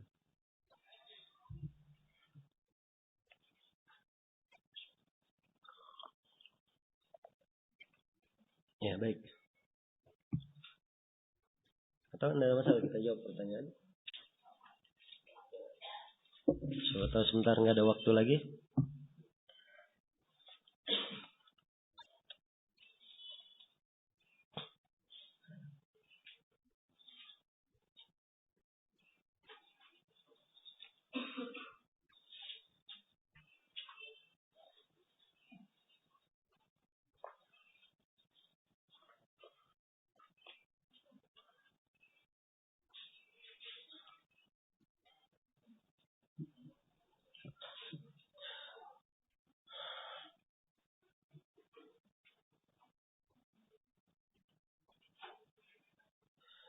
Masjid yang diminta oleh yang punya, oleh pemiliknya, tapi yang menempati tidak mau pindah.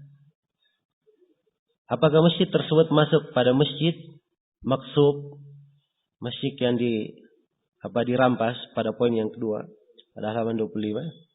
Yang lainnya permasalahannya ini sudah jadi masjid. Ya, jelas ya? Sudah jadi masjid, dan masjid itu tempat untuk sholat. Ya, tempat untuk sholat. Jelas? Tentang masalah dia tidak mau pindah dari sisi kepemilikan, itu masalah lain. Ya, urusannya ke pengadilan. Urusannya ke pengadilan. Ya. Dan pihak yang berwajib. Di situ diurus di pembahasannya. Tapi masalah dia dalam masjid dipakai sholat, sholatnya syah di situ. Sholatnya syah. Ya, jelas ya? Tidak mungkin si pewakaf melarang orang sholat di situ. Ya, dan tidak boleh dia melarang. Sebab wakaf bukan lagi pemilik wakaf. Itu adalah milik Allah. Adalah milik Allah dan boleh dipakai untuk sholat. Ya.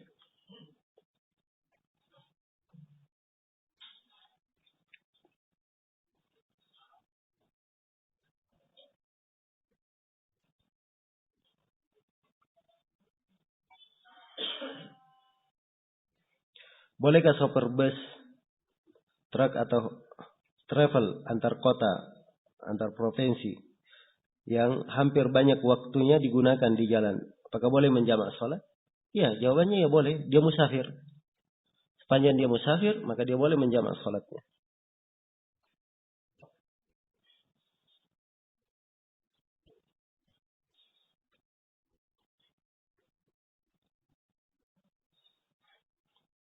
Ada seorang yang baru masuk Islam.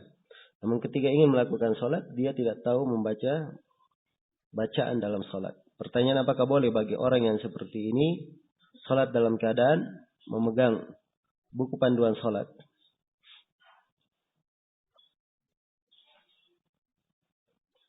Atau dia sholat saja ikut gerakan imam? Ya.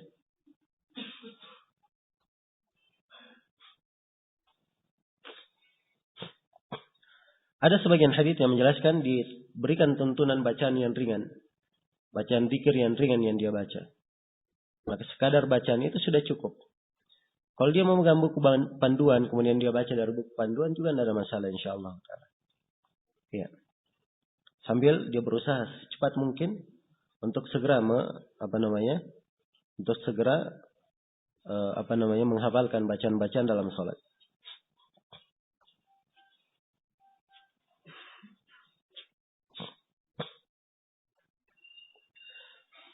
Apa hukumnya bagi seorang perempuan untuk meluruskan rambutnya yang bergelombang?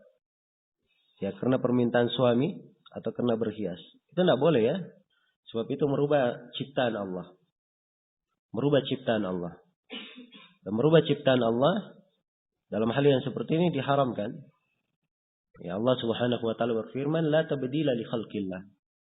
Tidak ada perubahan pada ciptaan Allah Subhanahu wa taala. Jelas ya? Ya, kecuali kalau rambutnya kena bakar atau kena apa, dia luruskan, dia perbaiki, itu namanya masuk dalam bentuk pengobatan. Ya, pengobatan tidak ada masalah. Tapi kalau dia merubah, tidak boleh. Dia merubahnya. Ya, berhias hanya dibolehkan pada hal yang tidak merubah. Ya, mempercantik, memperindah, tapi tidak merubah.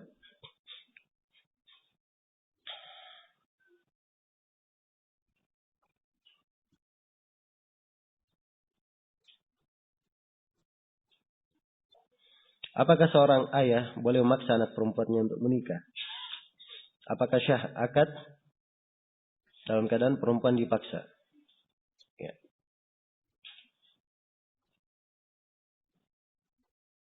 Kalau dia adalah seorang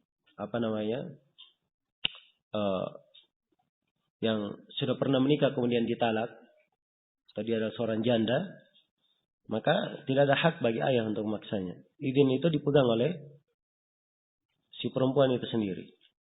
Tapi kalau dia masih belum pernah menikah, maka ayah punya wewenang untuk menikahkan anaknya pada siapa yang dia anggap ya baik untuk putrinya.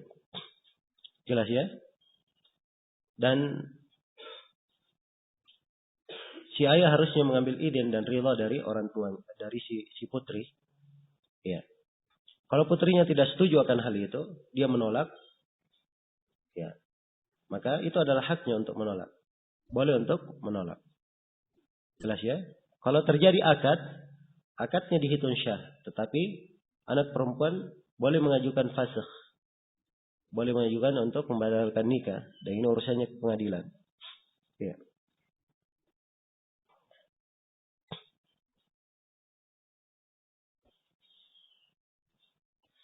Salat isya untuk perempuan, apakah juga afdal di akhir waktu? Ya itu tadi kita berbicara tentang waktu salat. Kalau salat berjamaah, ya salat berjamaah saja afdal di akhir waktu.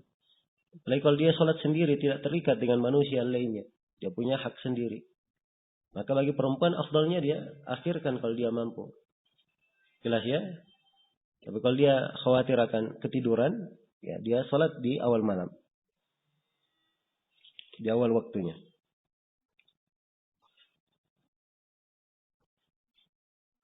Jika suci haid 1 menit sebelum maghrib, ini sudah kita terangkan ya. 1 menit sebelum maghrib dia dapat berapa 1 menit? Hah? Tidak dapat 1 rakaat. Tidak ada kewajiban.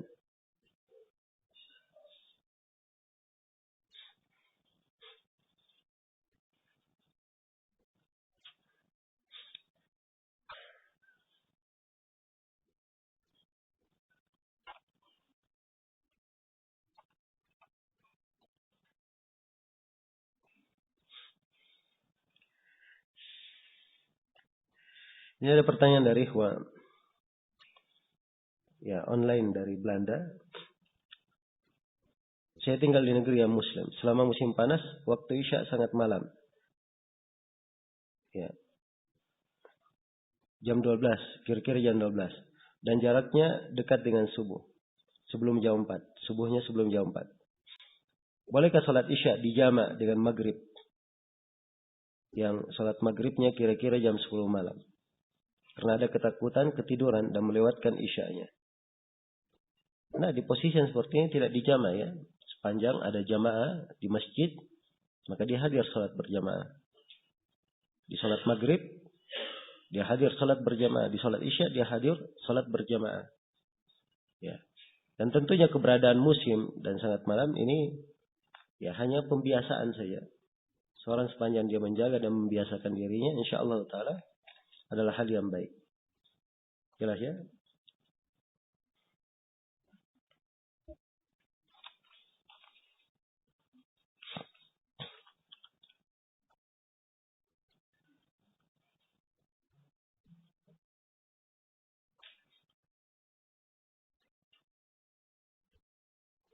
Disebutkan bahwa binatang buas itu najis. Apakah gajah jinak? Ya siapa yang katakan gajah binatang buas? Ya. Gajah nggak masuk ya dalam binatang buas. Ya. Gajah itu diambil manfaat oleh manusia. Ya, bisa dibebankan mengangkat barang-barang yang sangat berat. Ya. Dia bukan najis kalau gajah. Ya, macan sirkus.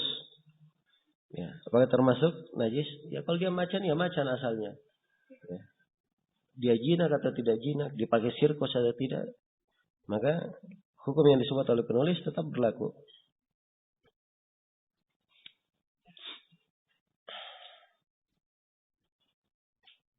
Apakah ta'awud dibaca setiap rakaat atau hanya pada awal rakaat saja? Sebagian para ulama berpendapat di awal rakaat saja. Dan sebagian yang lainnya membaca setiap rakaat. Ya, dan ini mengandung dua kemungkinan. Tapi saya sendiri lebih condong kalau dibaca di awal saja. Ya, wallahu ta'ala alam.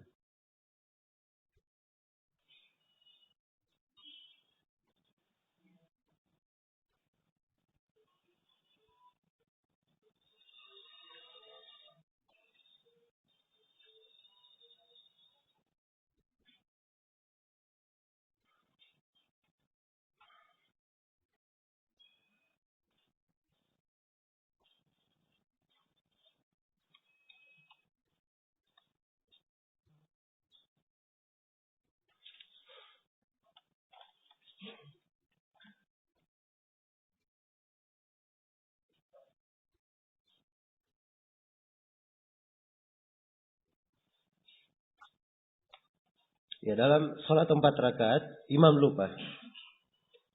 Kemudian berdiri lagi di rakaat kelima. Ya, ketika diingatkan oleh makmum, tetapi tetap berdiri. Apa tindakan makmum? Tindakan makmum adalah tetap duduk. Biarkan imamnya melanjutkan sholatnya yang kelima sendirian. Ya, jelas ya? Sebab itu yang diyakini. Kalau makmumnya dia berdiri mengikuti imam, berarti dia sengaja menambah rakaat kelima. Dan ini akan membatalkan sholat makmum kalau dia sengaja menambah. Jelas ya? Tapi kalau imam dia lupa, itu tidak membatalkan sholatnya sebab dia lupa, tidak tahu. Biarkan dia selesaikan. Jelas ya?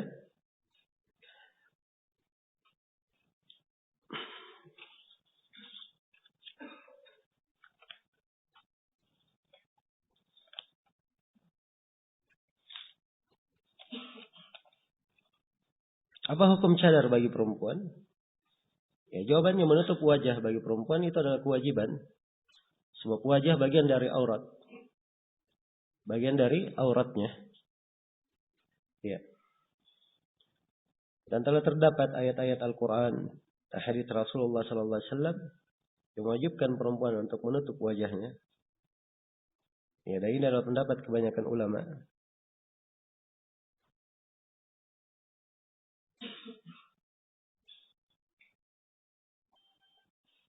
Ya, sholat gerhana akan datang pembahasannya yang terburu-buru.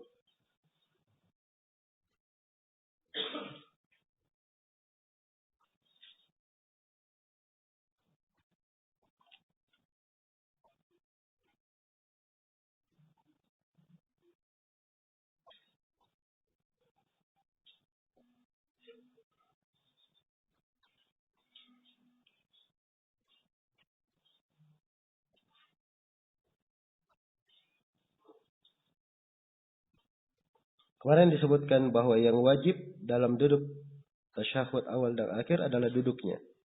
Adapun kaifiatnya, tawarruk atau iftirash adalah afdaliyah. Apabila seorang dalam tasyahud ketiga lupa duduk tawarruk, apa dia lepas dari kewajiban sujud sahwi karena hanya jatuh dalam masalah afdaliyah? Iya, kalau dia lupa duduk tawarruk, ya, maka dia tidak ada kewajiban untuk apa? Tidak ada kewajiban untuk sujud sahwi. Ya. Kalau dia lupa duduknya, nah ini baru dia apa? Ya sujud sahwi kalau dia tasyahud awal, duduk tasyahud awal. Tapi kalau dia lupa duduk tasyahud akhir, ya maka ini dia harus menambah satu rakaat.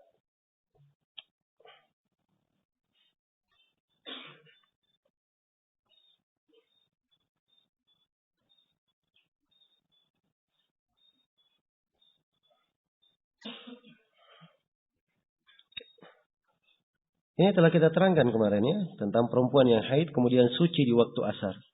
Apakah dia wajib menjama antara duhur dan asar? Atau asar saja? Sudah diterangkan atau belum? Sudah, jawabannya apa? Ya. Kalau dia suci di waktu asar dan masih memungkinkan untuk melaksanakan dua sholat sekaligus, maka dia wajib untuk menjama duhur dan asar. Dan sudah kita terangkan dalil-dalilnya di dalam hal ini. Bolehkah menjamak salat Jumat dengan asar? Baik sabar. Ini akan datang pembahasannya di bab Jumat. Kita akan terangkan bahwa Jumat itu berbeda dengan salat duhur. Yang ada syariat menjamaknya itu hanyalah duhur dengan asar. Tidak ada syariat menjamak antara Jumat dan asar. Jelas ya? Ya.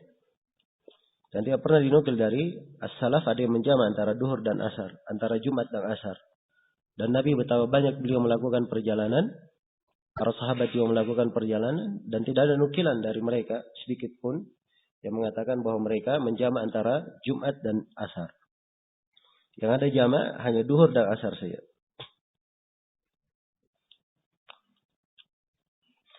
Apa hukumnya jika imam tidak membaca surah dengan jahar pada sholat yang harus dijaharkan? Menjaharkan bacaan itu hukumnya sunnah. Hukumnya sunnah bukan wajib. Kita sudah beri tadi antum kaidah. Ada rukun, ada kewajiban. Selain daripada itu sunnah hukumnya. Jelas ya? Walaupun saya nggak terangkan tadi karena waktu, ya ditahu saja, dimaklumi saja.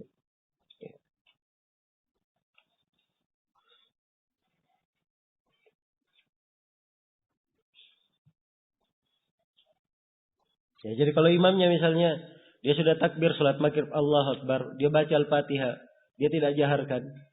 Ya begitu baca surah baru dia ingat, harusnya dia jaharkan. Maka langsung dia baca surah saja, tidak perlu dia baca Al-Fatihah. Jelas ya?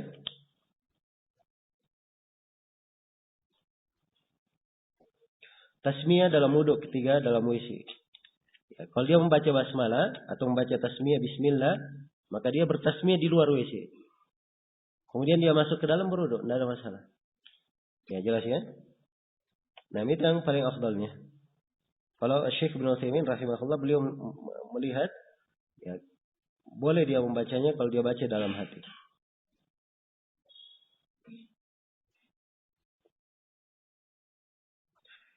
Mandi sunnah misalnya mandi hari Jumat, apakah otomatis mengangkat hadat kecil?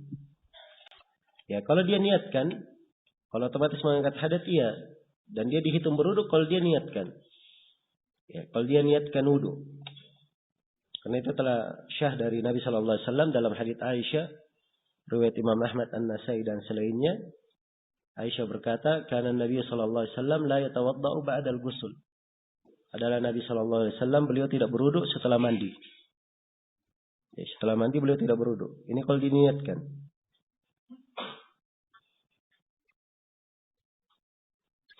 Apakah orang yang kesurupan dihukumi sama dengan orang yang hilang akal ketika meninggalkan sholat? Ya. Orang yang kesurupan itu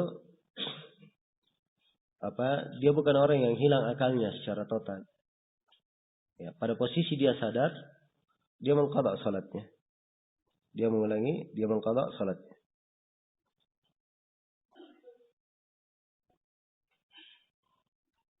Tolong jelaskan masalah isyarat telunjuk ketika tasyahud. Ya, ketika tasyahud disyariatkan untuk berisyarat. Ya, dan berisyaratnya dia berisyarat dengan jari telunjuknya, kemudian dia genggam jari kelingkingnya dan jari manisnya. Adapun jari tengahnya itu dilingkarkan dengan ibu jarinya. Bentuk pelingkarannya bisa ujung jari tengah dengan ujung jari ujung ibu jari dilingkarkan bentuk angka 0 dan mungkin dari tengahnya ya seperti angka 9. Jelas ya, dari tengahnya. Jadi boleh diletakkan di tengah begini dan boleh di ujung. Kemudian ini telunjuk. Ya, menunjuk ke arah kiblat. Jelas ya, menunjuk ke arah kiblat. Dan pandangan mata ketika tasyahud mengarah ke telunjuk. Kemudian telunjuk ini tidak digerak-gerakkan. Ya, dia dibiarkan saja. Sebab hadits yang menjelaskan digerak-gerakkan haditsnya lemah.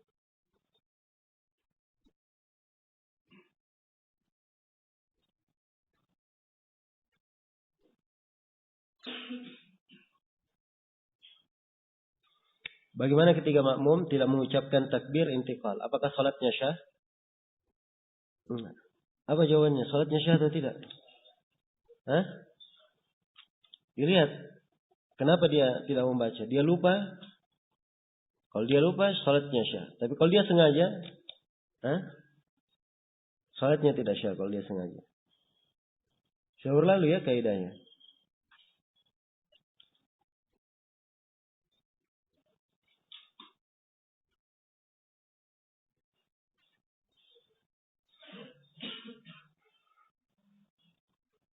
Adakah bacaan yang dibaca ketika duduk antara dua sujud sahwi?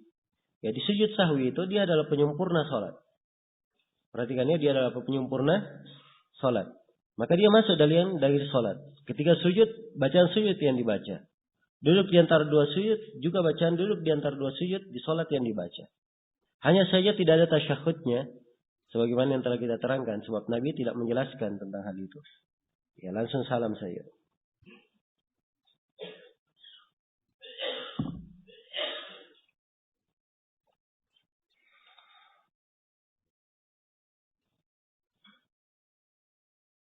Apakah kita disunnahkan sujud ketika mendengar ayat sajadah dibaca lewat rekaman atau tape? Ya, kalau rekaman atau tape berarti itu bukan orang yang membaca, tapi itu adalah rekaman. Jelas ya? Kecuali kalau siaran langsung, orang yang membaca siaran langsung, tidak ada masalah dia sujud.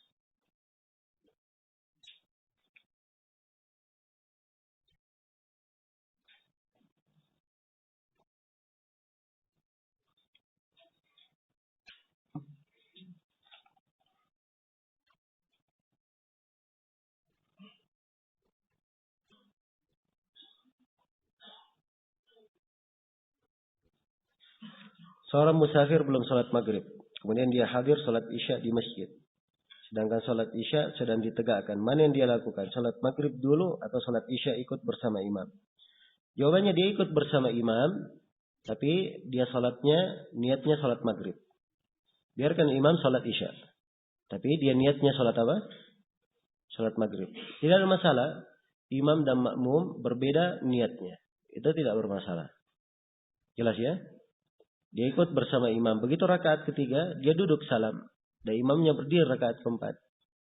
Ya, kalau dia masih bisa mengejar untuk dapat rakaat isya, satu rakaat, supaya dapat fadilah jamaah isya, maka dia lakukan itu yang paling afdal. Supaya dia dapat keutamaan berjamaah lagi untuk isyanya. Jelas ya? Tapi kalau dia sudah ikut bersama imam, berarti dia masbuk 3 rakaat. Dia harus 4 rakaat kalau ikut sama imam. Ya.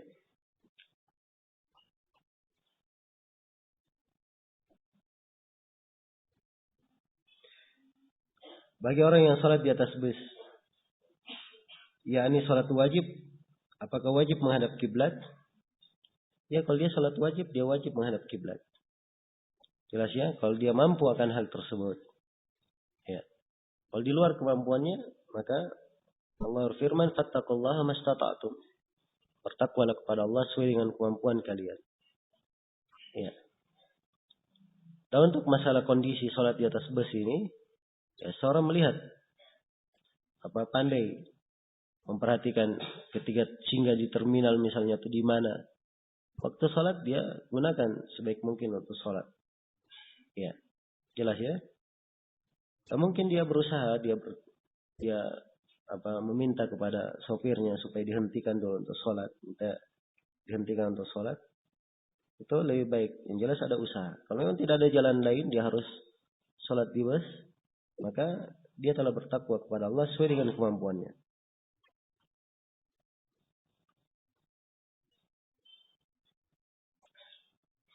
Seorang safar bekerja selama 1 bulan atau lebih.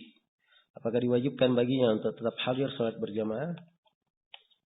Ya, kalau dia safarnya jalan terus, ya keliling-keliling, ya maka ini tidak ada kewajiban dia hadir. Sebab dia bukan musafir yang tinggal atau yang singgah. Tapi kalau dia musafir singgah di sebuah tempat, ya, dan dia sudah tahu duduknya sebulan, maka dia hanya boleh menjamak dan mengqasar salat 4 hari saja. Selain daripada itu dia ikut sama dengan orang yang lain. Sama dengan orang yang mukim.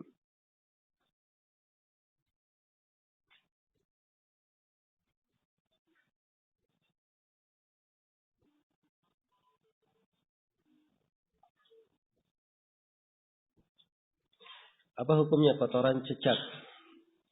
Ya, jawabannya bukan najis kotoran cecak itu.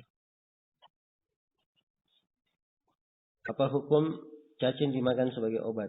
Jawabannya tidak boleh makan cacing sebagai obat. Sebagai obat tidak boleh. Sebab dia dari al-khaba'ith. Allah firman, wa hurrimat alaikum al-khaba'ith. Ya. Telah diharamkan kepada kalian al-khaba'ith. Al-khaba'ith itu adalah hal yang menjijikkan.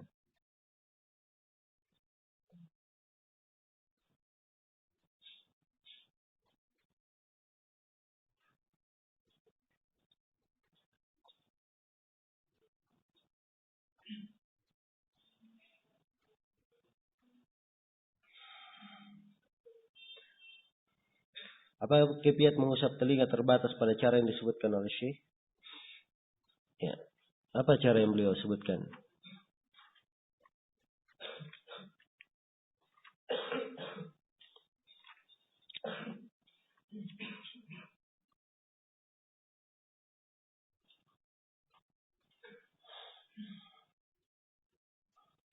Ya, yang diterangkan di dalam hadis seperti itu. Dia masukkan kedua jarinya ke lubang telinganya, kemudian dia usap ke punggung telinganya. Hanya itu yang diterangkan di dalam hadis. Apakah keluar masjid berarti kita ke tempat yang jelek sehingga pakai kaki kiri? Ya. Bumi itu, masjid itu, kata Rasulullah sallallahu alaihi wasallam, ahabbul biqa ilallah. Tempat yang paling dicintai oleh Allah. Jadi kalau keluar dari masjid, dia berarti keluar dari tempat yang paling dicintai oleh Allah. Menuju kepada tempat yang di bawah kedudukan masjid. Jelas ya? Maka memakai kaki kiri itu adalah hal yang wajar. Nah.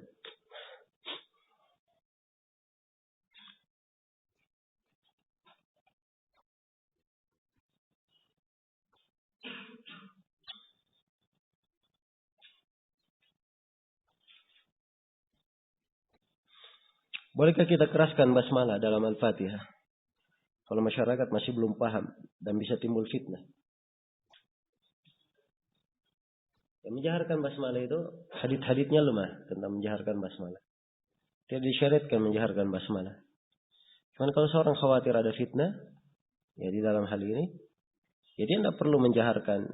Dia baca seperti Al-Fatihah. Bismillahirrahmanirrahim. Cukup dia berbicara dengan bahasa biasa. Bismillahirrahmanirrahim. Kemudian dia membaca. Supaya orang tahu bahwa dia juga membaca apa? Basmalah. Nah.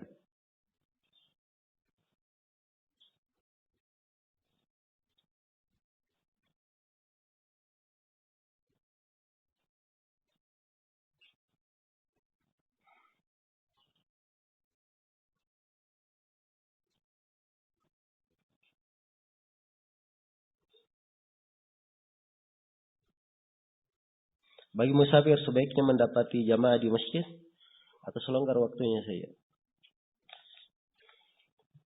Ya, kalau dia tidak terburu-buru, maka menghadiri sholat berjamaah itu lebih afdal baginya. Ya. Tapi kalau dia waktunya terburu-buru, maka itu adalah keringanan diberikan untuk orang yang musafir.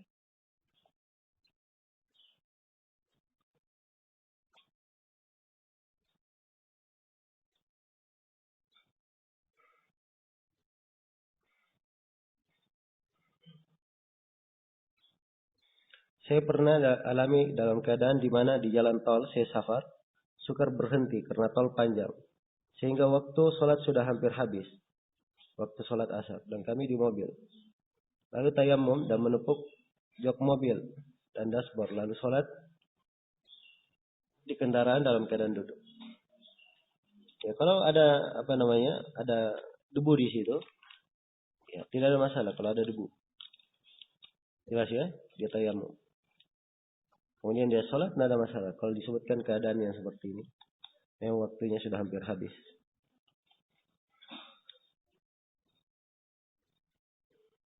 Kita dalam keadaan darurat, ya tidak lagi pilihan lain baginya. Maka insyaallah taala sholatnya syah.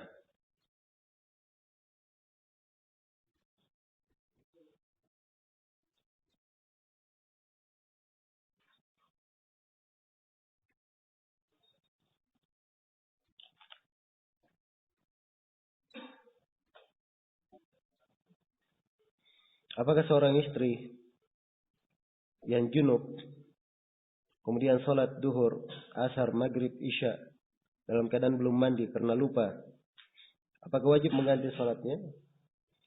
Padahal dia baru ingat jam 9 malam. Ya, berarti kalau dia sholat, tadi dia sholat tidak di atas taharah. Sholat tidak di atas taharah. Berarti dia meninggalkan syarat sholat. Dan orang yang meninggalkan syarat sholat, dia harus mendatangkan syaratnya, sehingga sholat itu baru diterima. Ya, karena itulah seluruh sholat yang disebutkan, yang dia lakukan dalam keadaan junub, harus dia ulangi lagi. Harus dia ulangi secara berurut. Sholat duhur, kemudian asar, kemudian maghrib, ya, kemudian isya. Sebab dia di waktu isya.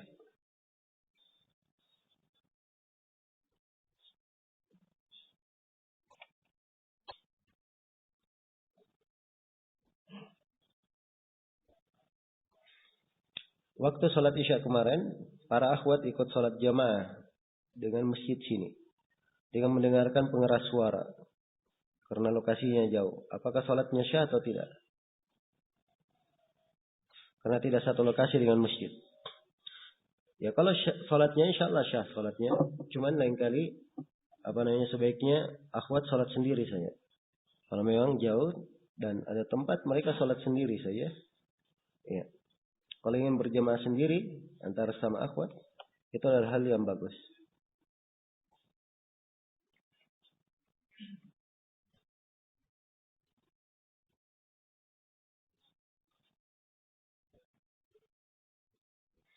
Ya, baik. Sudah lewat waktunya. Kita cukupkan dalam sini. Subhanakallahumma bihamdik, asyhadu an la ilaha illa anta, astaghfiruka wa atubu ilaik, walhamdulillahirabbil alamin.